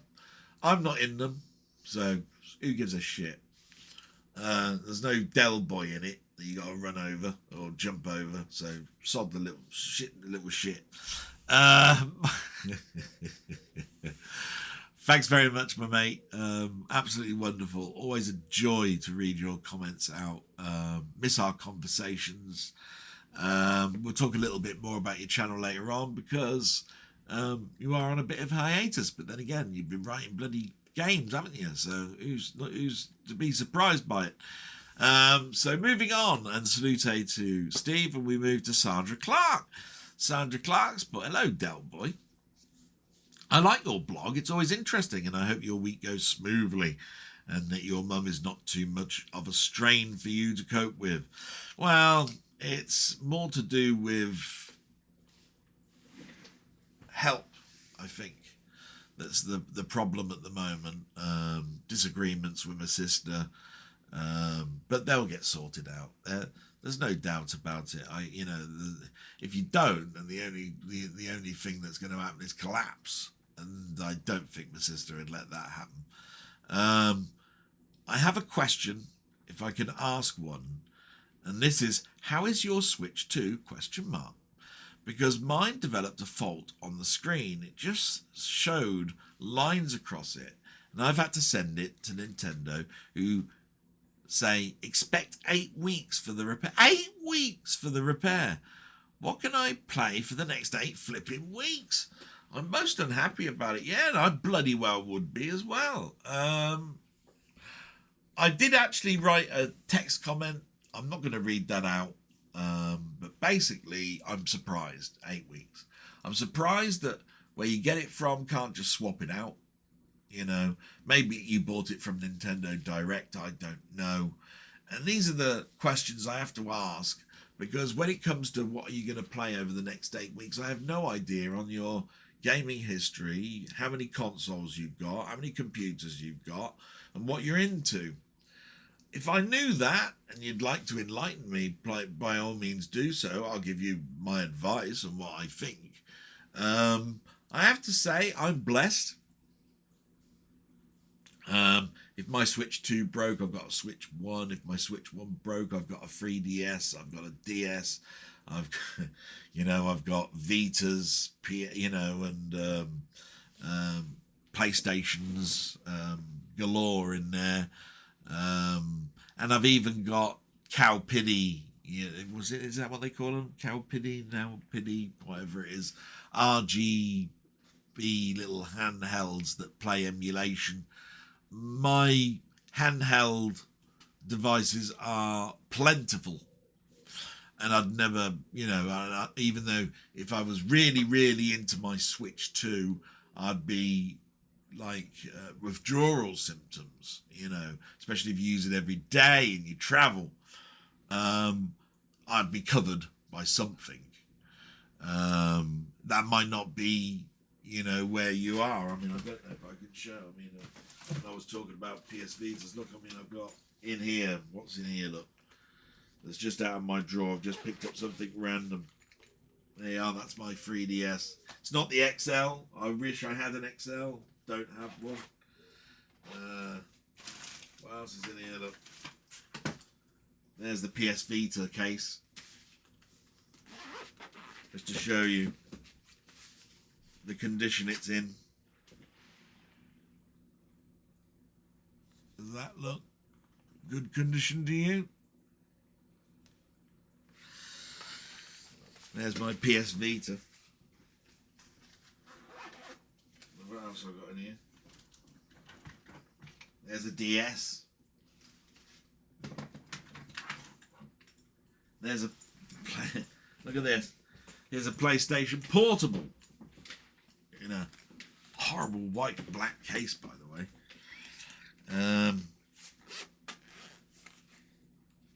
And the condition of this one, let you look yourself.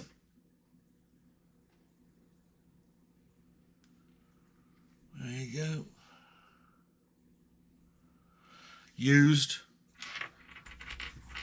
Not bad, really, I would say.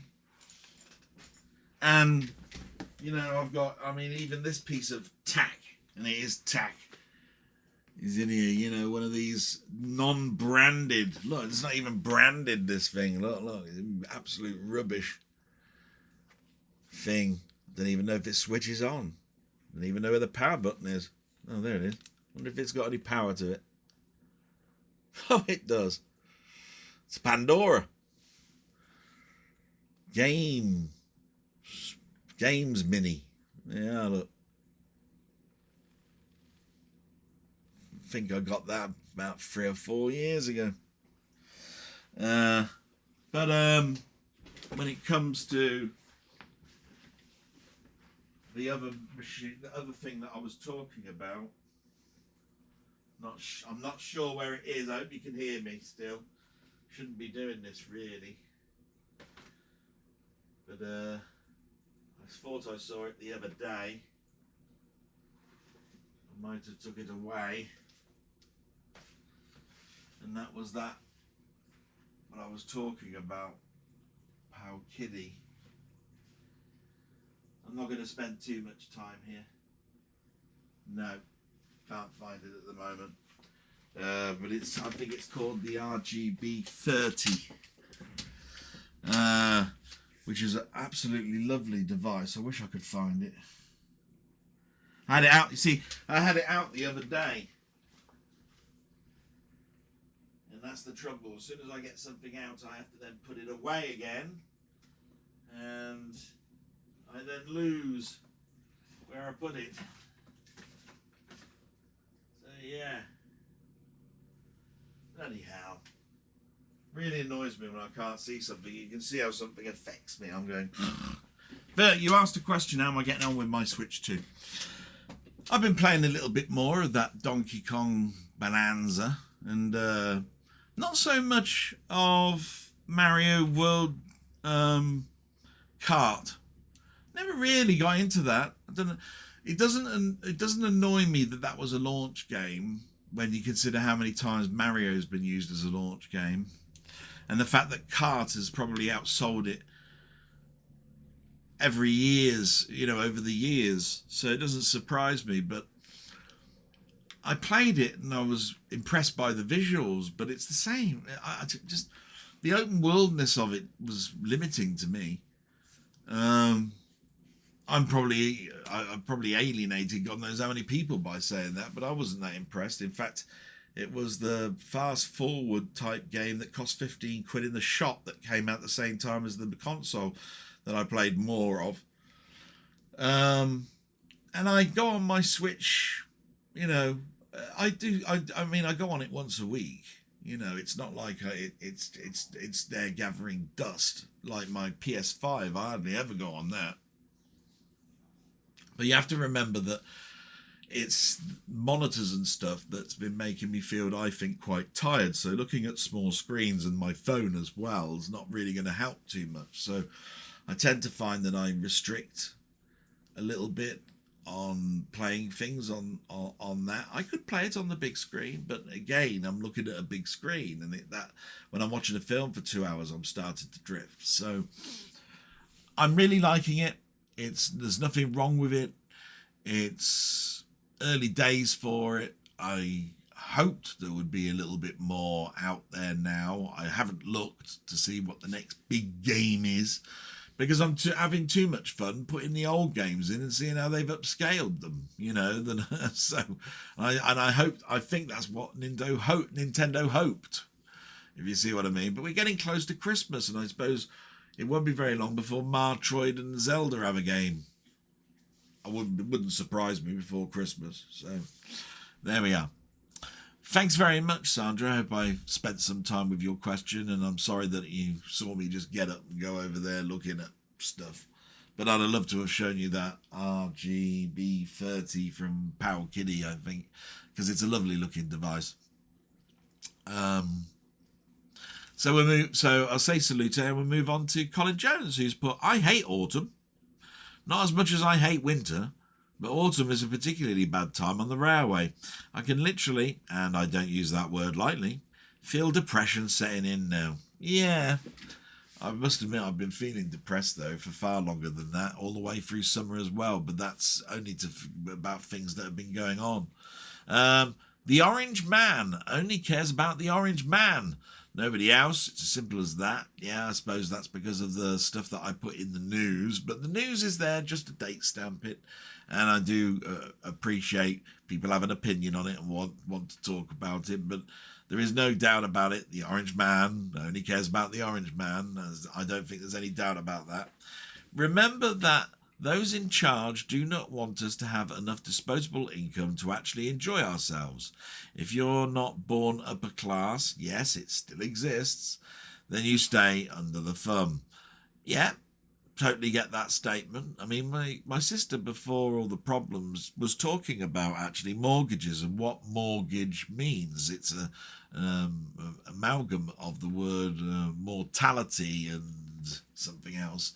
And that's why the government love it, because you're buying the land over and over and over again. You see what I mean? Your house is on a plot of land. That plot of land, when you die or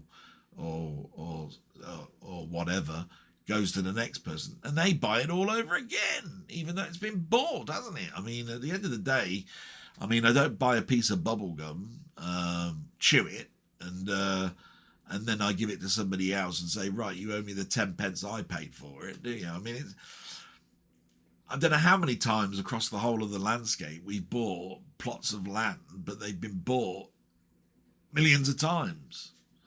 Where does that money go? Well, we all know where it goes, don't we?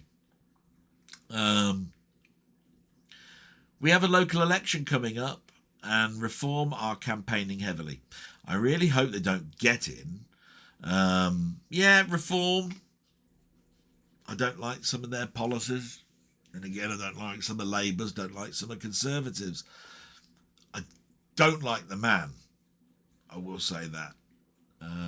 Farage we're talking about here. So, yeah, I totally get where you're coming from. Communication with the DVLA is made so very complex due to the vast amount of red tape in the way. Sending my regards to your mum as always. Yeah. Thanks very much, matey. The Gadget Show should be back within weeks, according to Jason on his last stream. Yes, I saw that as well.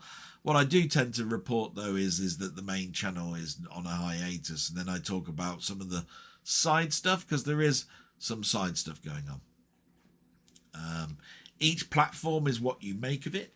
Both YouTube and Twitch have good communities, but I still think Twitch is more suited to live streaming, less latency, more tools available. YouTube is still king of the recorded videos, but I do have a safety net, as you know. I do, matey, and so glad that you do as well. I'd hate to see all that bloody knowledge just disappear. When it comes to me and Twitch, it's just a choice. I just don't like Twitch, all that faffing of little animals going and big announcements that you've got a new subscriber coming up. This is what I'm saying. The majority of Twitch is not your channel, not Steve's channel, or anybody else's. It's just I just don't get on with it, to be quite honest.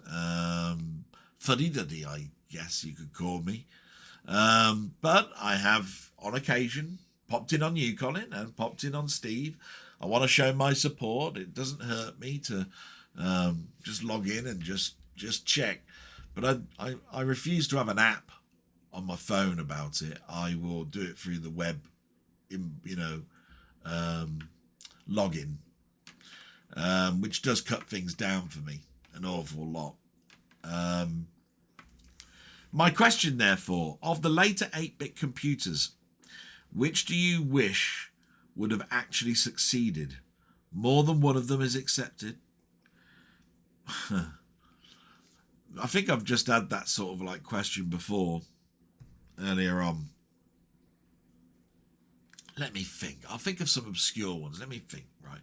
I'll get the normal one out the way. The Commodore 128. Commodore 128 should have been more than it was. But even what it was advanced. I'd have liked to have seen that build in the same way that the Spectrum 128 came out. They embraced the Spectrum 128, giving 128 versions with enhanced sound and more memory, so it did this, that, and the other. The Commodore 128 never really took off in that particular way. Again, Commodore marketing, the safe option that you just press a key while booting it up and you're in 64 mode. It was its detriment. I mentioned the future in a Mainmeister broadcast. Where do you think our hobby will be in 5 years? And I've seen minis come along, and I've seen emulation, and I've seen handhelds with emulation on them, as well as what they can do by themselves, the Pico stuff, all of that. And the only thing I can think of is that now with what's going on with Commodore, and it's total speculation that's all over YouTube, is that maybe they'll come out with a Commodore 128 that's enhanced, what it should have been, without all the cost cutting and time restraints and all of that. Add a different VIC chip to it, put dual SID in it, make it so that the clock speed is faster, and it's not bridged over to the 64 with its restrictions, etc., etc. With the technology we've moved on with, and with the fact that we've had the Commander program and all of that sort of stuff out, I would love that. Yeah, I would love that. But anyway, moving on. There'll be a lot of stuff there that you're going to turn around and go, I'm shouting at the screen, you stupid bastard. It was like this because of this. I'm just talking generally. I have to think of the audience, that a lot of them might not be technically minded, Colin. Let's see. Okay, here's one from the past, right? What a shame, right? The Coleco Adam, right? The Coleco Adam, yeah. It's in here, I'm pretty sure of it. The reason I brought it up is because I was going through these cards just now, and I saw the C's. Not sure. I did see it. It did come up. Oh right, it's just it didn't show the Coleco Adam. It showed the other Coleco that came out. The Coleco Adam, a computer, a dedicated computer based on the success of the console, right? Totally hindered by reliability. Nothing wrong with its capabilities. Reliability, piece of shit. Returned 75% of them back to base with some problem or another. And what would the world have been like if that computer would have been as successful, a side of the company moving from console over to the computer side? We will never know. But I feel sorry for the Coleco Adam. And I would have liked to have seen that had more of a success. If I could think of one other one. What's that one with the joystick in the bottom right hand corner? See, my mind goes. Oh, the Enterprise 128. Yes, the Enterprise 128. I think you'd have to remind me. Colin. I think it's a 1984 machine. Anyway, 128k of RAM, a graphic system. I think not unlike Amstrad. I know that its color scheme was really quite nice in it. But I do believe it was restrictive. I mean, it was like 2 colours at 640 by 480. And only 4, I think, in 320 mode. But I do believe interrupts were used to make that better. But no, we're diversifying here. The sound chip, there was nothing wrong with it. The memory, nothing wrong with it. And they did try to do a different operating system, didn't it? When it came out. Just died a death, really. 16 bits and its pricing, probably. Like anything, I think it's marketing on a lot. And the grip hold of the major free players aren't going to help, are they? Yeah, is that okay? Can I move on from that? I don't know. I'd love to know what your free are, Colin. Maybe you'll talk about that in your blog. I don't know. But Commodore 128, the Enterprise 128, the Coleco Adam. Yeah, I'll go with those. All right, all different reasons. You might go, oh, good choices. I don't know. But salute, my friend, and just like all of them that I've explained before, Colin has his own channel. He's got 2, in fact. So, please go and look those up. I always put the links in the description. They've been there from day one, Every single week I've put a link to all my friends in the description, that. I never restrict it down to this week I've mentioned this bloke, so I'm putting it in. I just put them there. Just how it is. It's nothing to do with viability. It's more to do with, they're always there, and I still see them, I still talk to them, and all of that sort of stuff. Really, the more you move away, the more that list gets changed. But that's it, really. So we move on to my friend now, Martroid, who's put, "Hey Del, great blog. Post as always. If I remember correctly, Deadwood ended after 3 seasons because it was meant to reflect the 3 years the town actually existed back in the day. Is this correct?" Which I answered him by text, but I will read out that text. It says, "Yeah, I believe season 4 was going to be a flood. and season 5, The Fire That Destroys the Town, because that's true. The timeline was hard to gauge, because if you talk about it, season 5 would indicate there was a year 5. It wasn't actually like that. I think you'll find that the years were intertwined, and so really when season 3 ended, it was more like it was year 2 or something. Do you see what I mean? So the timeline was hard to gauge, as I don't think it worked as season 1 was year 1.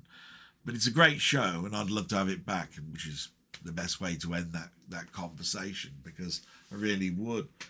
Just think, seeing a show like you've got and then a major flood hit it, how the town would react to that. And then in the final season, having the whole town burned down. What does that mean? You know? So, yeah, missed opportunities. The film that ended it wasn't enough.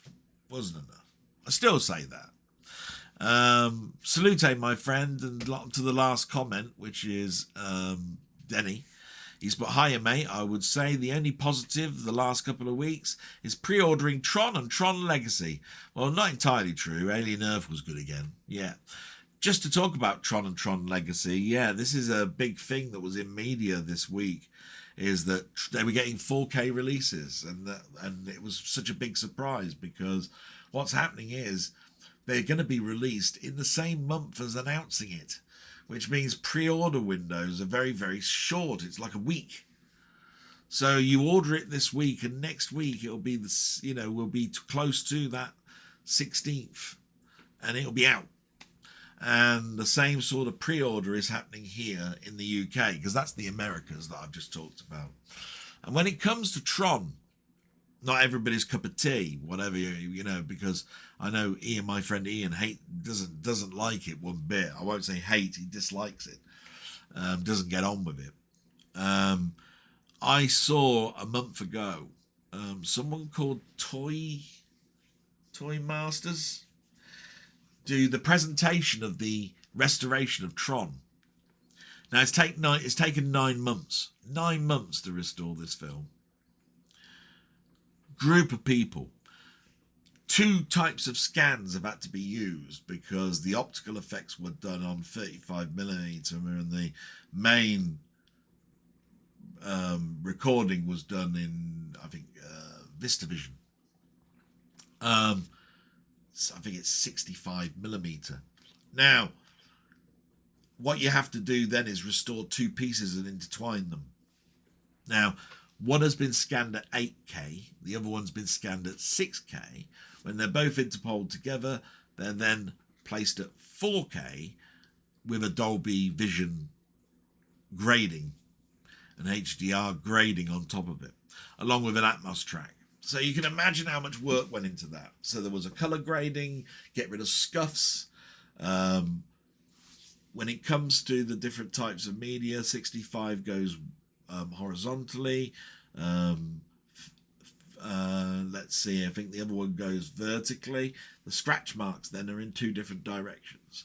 So you've got 2 different ways that you have to sort of like use to get rid of the scuff marks and all that sort of stuff. So, yeah, heck of a lot.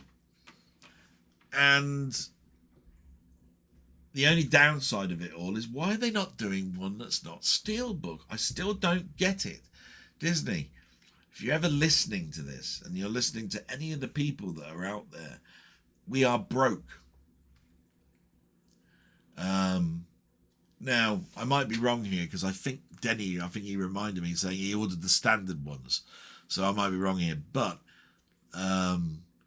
Disney are guilty of just doing steelbooks and you can buy nothing else. Please turn that around.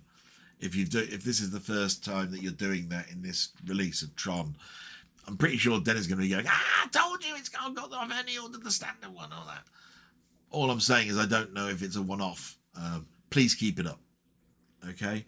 There's a lot of people that would just love the 4K and don't have that sort of money, would appreciate being able to watch it without all the lovely gubbins that a steelbook will give. And that's just to help my friends, really, because I'm buying the steelbooks. Doesn't matter. I've purchased my Movies Pro app to keep a list of all my films, $29.99, and it's absolutely fantastic. Like it better than Blu-ray.com. As always, started to list them and have no time to carry on now. $29.99. That's an interesting price. I think that's the same as collectors. Not much of a difference. Interesting choice. You've gone with My Movies Pro. Fair enough. Personally, I've used collectors for years. I won't use anything else now. Too old and finicky to use something else and transfer it all across. My God. I have catalogued at least 3,000 of my films, and I've got a lot more to go. So you carry on. Folks have the flu as always. My old man is worrying me as his breathing is rather laboured. Tuesday I have to go for my checkup at the doctor's, which is also concerning, as I know something isn't right. Then my worry is leaving my folks when I'm on nights this week.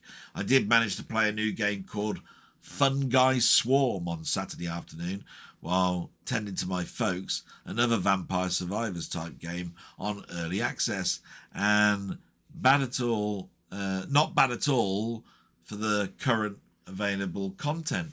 I'll have to have a look at that. Do you know, yesterday I looked at a game called, what was it called? Avoids? Was that what it was called? I wrote it down.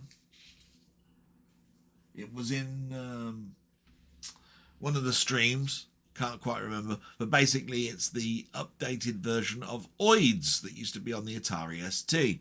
And it's on Steam. I downloaded the demo. I wasn't that impressed. I think Mark from 20th Century Gaming would love it. Don't get me wrong. It's all that thrusting and gravity and turning around and all of that sort of stuff. All them gubbins. And I got, in the demo, they gave you something like 6 or 7 levels. 3 of them the tutorial, etc, etc. It's also got a game creator, level editor. But even saying that, I didn't get on with it that well, probably because of the controls. But I just thought to myself, I've got enough games anyway, and I can't afford them. So I passed. I downloaded the demo, tried it. Good enough for me. So question for this week. Disney seems to be loosening up on releasing physical media. What other releases do you want to see from them after Tron? The Black Hole.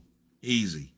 Easy. Don't even have to think about it. The Black Hole. Black Hole. Black Hole. Black Hole. Every day. Black Hole. Right? About time that came out. It did have a Blu-ray, but you had to be part of the Disney Club. DVD, I've got it on. You know, it's difficult to understand why in this day and age it's like that. Disney bought 20th Century Fox, and since they did that, they've released next to nothing in physical media on from 20th Century Fox films.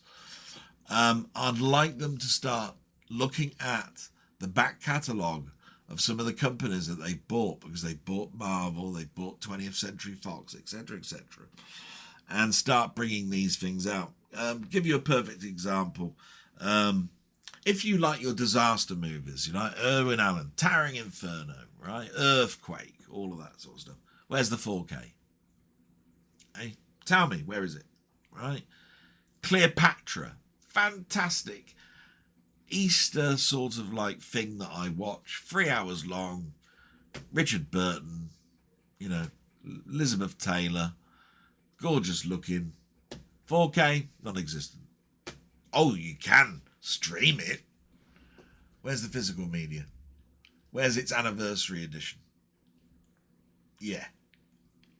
So I could probably name 1,000 others. We all know, Denny and I, we were talking about this, that part of what's happening at the moment is that they are bringing out all 5 of the Planet of the Apes films in a 4K restoration. Please hurry that up. I could really, really, really, really do with that. I don't care. I'd find money anywhere. Try and buy that as a box set. My God, would I? Obviously there is. I think the Planet of the Apes is 4K, but the others are not. Blu-ray, Blu-ray, Blu-ray, Blu-ray, Blu-ray, Blu-ray, Blu-ray, etc., etc. So yeah, the original 5 are being restored. Hurry it up.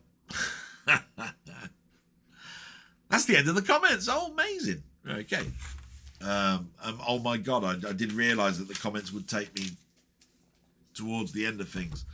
So we'll move on as quickly as we possibly can. I'm seen to be okay. Watched on YouTube. As you know, when I get to watched on YouTube, there are 4 main bodies that I watch. There's This Week in Retro, Tech Moan, Gadget Show, Chronologically Gaming. Most of them bring out content each week. Sometimes they're on breaks. Whatever. Doesn't matter to me. Religious. They come up in my alerts. I watch them. So This Week in Retro, what were the categories? They were Are Discs Immortal? Rise and Fall of Texas TI-99, and More an Arcade Game Better with Sid. Oh, Make an Arcade Game Better with Sid. Sorry, that's what it was. Yes, something I mentioned last week, wasn't it? I told you last week that there was a person that was converting the Commodore music of Commando and putting it into an arcade machine. Not the other way around, putting the arcade music into the Commodore edition. It reached episode 1 last week, and the Gadget Show talked about it yesterday. So they were a bit behind me, but that's fine. Not a problem. The Rise and Fall of Texas TI-99 is always going to be something that I'm going to be listening to. And Are Discs Immortal? I know the answers pretty much to these, but they did talk about formats and all of that sort of stuff. It was quite nice. Bit grey, bit bland, but the entertainment value was still there. So moving on to Tech Moan, there was nothing this week. He obviously has got more editing to do. His editing is incredible, to be quite honest. So it doesn't surprise me that he needs to get some of his videos edited up and then start bringing them out. It's a very difficult job, if you want to call it a job. Very difficult hobby, making videos on YouTube. It can take up such huge amounts of time, and if you're working, it got out you. So we've then got the Gadget Show, and as I mentioned to Colin, I know full well that it will be back shortly and all of that. I have seen it, but they still continue to stream out some stuff. One of them is called Premium versus Budget. This week it was about heat pump dryers. Instead of using condensed dryers, how much money you can save. And between 2 machines, one expensive, one cheaper. The expensive one won. The reason for that is the inexpensive one had too many issues, too many problems. Even I wouldn't have bought it after looking at that demonstration. I'd have gone, I'm going for the bigger one. Whoa. And Chronologically Gaming is back, and he's basically did a 2-in-1 type episode. He's still in 1982 continuing, but basically he did a heck of a lot of games in that time scale, which was great. Now, here's something that's come up, and I don't know why I'm watching them, but they seem to be a bit hypnotic to me. But they're incredibly cruel, and I don't like them really. And that is, there's a channel called Insect Experience, right? Now, what you have to understand about this is this guy gets sort of like insects, like I don't know, hornets, spiders, chameleon lizards, right? And he does a fight type with them. So I watched one that was Black Widow versus an Asian hornet. Now, an Asian hornet is huge, great big massive like wasp type thing. Black Widow, you know, it's however big it was that he's had in his collection for years and how big it's grown. But saying all of that, it intrigues me who would win and why it would win. Right? When you consider the you know, the strengths and weaknesses of these things. So I watched it with interest, and then it showed up others, you know, about praying mantises versus cockroaches and all sorts of stuff. Incredibly cruel though. And I don't think I'll watch any more after this week. I think I've had my fill. But it was one of those ones that's quite hypnotic. Then there's a channel called Mickey Bavington. He did the rise and fall of TV rentals in Britain. Now that was interesting because, you know, like like certain families in you know, that are around, we all didn't buy our tellies. You know, we rented from Rumbelows and Granada and a load of others. So this was an interesting documentary for me, and it explained to me the percentage of how many people are renting in 2025, and it's scary, really, a little bit. Something I've already mentioned, the BBC archive. This one was Tomorrow's World, 1986, Sat Nav and the Car of the Future. So it talked about the early days of Sat Nav. Wow, the way that it was working it out. It was working it out by a computer in the boot of your car that worked out how far you'd driven down the road without using any GPS. Nothing. So you went down this road. It knew that you were going down that road because of the journey mapper. And that's it. No sensors, nothing. Right? So it's almost like having auto... What was it? What was that disc that we used to have that you plotted your journeys with? Auto Express? No, Auto... Oh, I've forgotten. Anyway, I'm pushing myself here because of the time. It was very interesting, and I liked it a lot. Then we've got Mid-Level Media that was talking about Dolby Atmos 2. Go and see the bit that I was talking about in regards to Carl Todd. And Ape Nation did Return to the Planet of the Apes retrospective. Now, if you don't know what Return to the Planet of the Apes is, it's the short-lived one-season cartoon of Planet of the Apes, which I found mesmerising when I was a kid. It's a bit aged now, and the only way that you could watch it back in the day was to buy the 7-disc version of the Blu-ray of Planet of the Apes, and it had to be in America, right? You can now watch the whole thing on YouTube. You can search for it, watch every episode. It's all there. But it's nice to have a retrospective on the differences between what we recognise and what we don't. So, nearing the end, I'm just going to splash my face because I want to stay all the way to the end like I am. Because I think it's going quite well. And there's just 2 more pages to do, really. So, see you in a moment. And last section. So, we get to film, TV and soundtracks on YouTube. So, let's see. We've got Ian Hill, The Ramblings, my friend. Let's see. We've got from him... My Top War Films, 1950 to 1956. Doctor Who, Time and the Rani review. X-Files, Season 4, Episode 19 review. Gift box from Jamie, my God. Man, he's getting more and more stuff for himself to watch. And he did a live with me on Wednesday, and it was great to be back. What a great channel. Big favourite of mine. Nice guy, absolutely lovely. Doesn't deserve some of the pain and things that he's under because of his medical condition and what's happening to his lad. But he's got all of our support, and we have so much fun on Wednesdays.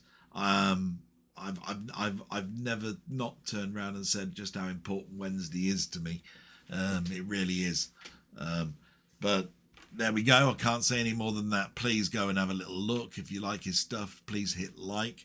If you continue to like his stuff, consider subscribing. What more can you ask for anybody to do? Then we got Mondo Chelovich Movies, who I usually watch each week, but he does have a members only section. So unfortunately, I didn't see much from him today, so it was members only videos. But please do consider going having a little look there. You won't be disappointed by the amount of horror knowledge he's got, and just general knowledge as we go through things. Then there's Through the Lens. He's doing a number of shorts at the moment because of work related things. You know, we all can appreciate that. I think how work can sometimes take over our lives. But he did do a couple of reviews. Caught Stealing is a review he did, and Highest to Lowest, which is a new Spike Lee film. Very interesting reviews. Surprised you could do them in such a small amount of time. I know I bloody well can't. I waffle too much. But then we get to Did You See That? Great little channel he has got. He did a first time watching of Jaws. Now, that sometimes I look at these things and go, first time Jaws? My God, man, who hasn't seen Jaws? But yeah, I mean, obviously there's got to be a first time person reading a book, first time reading a comic, first time watching a film. So there you are. He went against the grain on a number of things, which is surprising. Like I say, and why not? If you see something that you don't like or something in it, or you have an opinion on something, good for you. There's so many people that won't do that. You know, they'll hear so many people say classic film, blah, blah, blah, blah, blah, and they'll hate to turn around and say anything negative about it. He did. Brilliant. He also did a review of The Senior, a 2025 film, and he's been playing his Spider-Man game. Great stuff. He's done episodes 8 to 13. So, if I remember rightly, he's pretty far in now. And then yesterday, I had the great pleasure of seeing Movie Collector release a video on Laserdiscs, and it was happened to be Aliens on Laserdisc, where I've got both Alien and Aliens. He's got the exact same sets as me, and he wanted to say what he thought about them, and mostly complimentary it was too. Although it didn't surprise me one bit. Alien came out a little bit on top in regards to what you got as a package, and the reason for that is Alien actually came out second. Aliens came out first in that set. Bit arse about face, but that's how the world rocked back then. And this is what, 1992, something like that. And we're on to the last bit. So here we go. Game and Tech YouTube, which is mostly my friends who I speak to all the time, members of my Discord, members of my friends' Discord. So here we go. Down the rabbit hole. He did two things that I saw straight away. Powering up my 3DS, and a question, is it retro? Ask yourself that question. How is a console it hasn't been manufactured now in quite a few years? I think it was 2016, 17, they stopped making the 3DS. Is it retro now? Some people don't even like that word, retro. Some people have an opinion on what retro means. Mine, it's a retrospective, so I don't call things retro all the time. And I don't like using the word classic and things like that. It's hard to pigeonhole, but retro's banded about a lot. My opinion of it was, if something is over 10 years old, I would probably consider it to be, old hardware. And if it's been emulated for a long time, I'd probably consider it even more. That's just an opinion. The 3DS to me has always been a handheld, so playing it on emulation, I don't get much joy from it. But you can emulate it on handhelds, so you can hack the original hardware and put emulators on, and you can therefore emulate a 3DS. But it had a dual screen. There aren't that many handhelds that are dual screen. So, of course, you have a stretched image, and it's smaller, and all of this sort of stuff. So, again, I just like to use the original hardware. And as I mentioned before, I've got the original 3DS, and I don't have the 3DS XL. In fact, when I was taking my mum to have an appointment on Friday, I passed by the window of a cash converter. They had a 3DS XL in the window. It was £310. My God. I will not pay that. Simple as that. The bloody hell, the console 3DS XL, I think it was in the 150 mark, so it's twice as much. Wow. Anyway, his second video was, is Star Trek all about Kirk? Which I thought to myself was a really strange title, because the simple answer to that is no. So what's the point in me watching? But I'm glad I did. I like watching down the rabbit hole stuff anyway. And it was all about really Star Trek, the amount of times Kirk has turned up in it, the direction that Star Trek took in its years. So it was more about that. And it was great.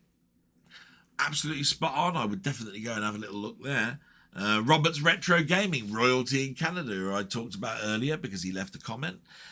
He's done Minecraft Play, episode 158, No Man's Sky, episode 56, Dwarf Fortress Classic, episode 3, Spectrum Dan Terrific, episode 7 to 8, and some Atari 8-bit games, Pit Stop, Zan's Labyrinth, The Snapper, and Quicks. He's probably brought out something today, but of course, remember, I have to do my blog, so I won't have watched what's gone out today. But my God, you got 1, 2, 3, 4, 5, 6, 7, 8, 9 things in a 7-day week. See what I mean? Loads. Then we get to Steve's Gaming Part 2, and he's got a second channel called Spectrum Zone. He's taking a break at the moment, and I believe the reason for that, and he hasn't told me, I should think is because he's been programming his little game, and he's just released it. I'll try and put a link in the description to it, to be quite honest, because I only found out about it sort of like yesterday. So I'll try and do that, but it's a little character called Boney, and he's in his second game. So there we are. Get to Colin Jones, aka Ponder, and I think that the last video came out was last Sunday, which I'd already reported on, so that I haven't seen anything for this week. But again, he's a train driver, very busy, got a family, not a problem. There's probably something out today. I wouldn't be surprised about it. Then we get to, so please, by the way, Steve's Gaming, Colin Jones, aka Ponder, Robert's Retro Gaming, Down the Rabbit Hole. They've all got channels. Go and have a little look at them. 20th Century Gaming, another channel.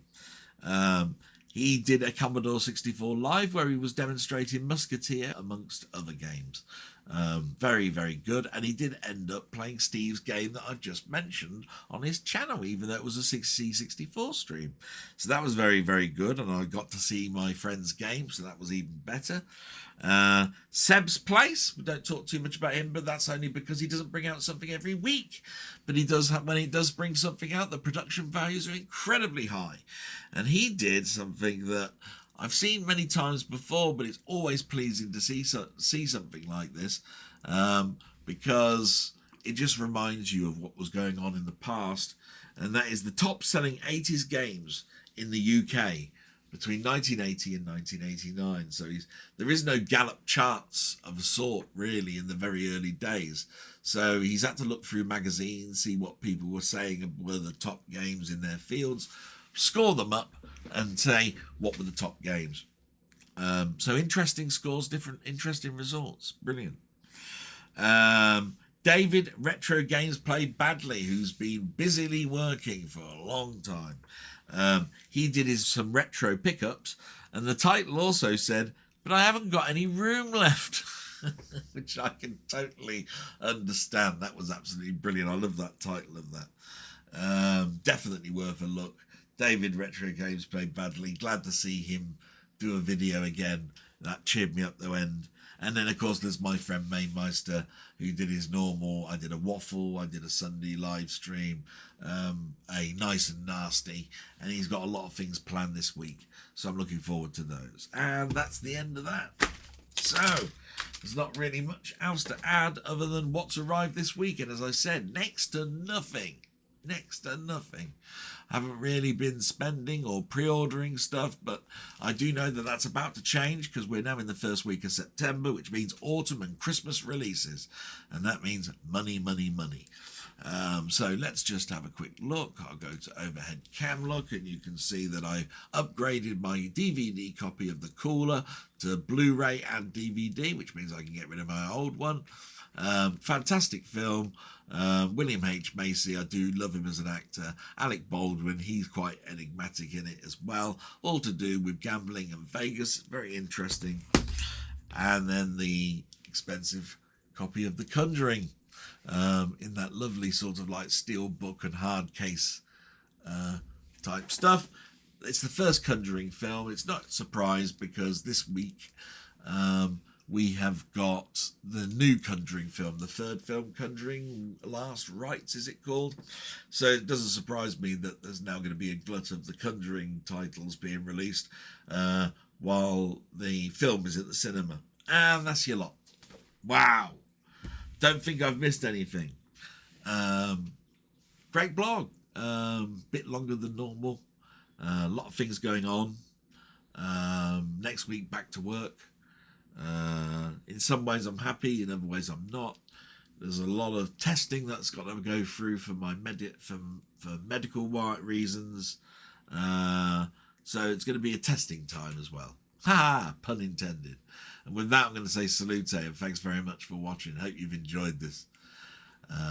Till the next one, that will be next week. Bye-bye.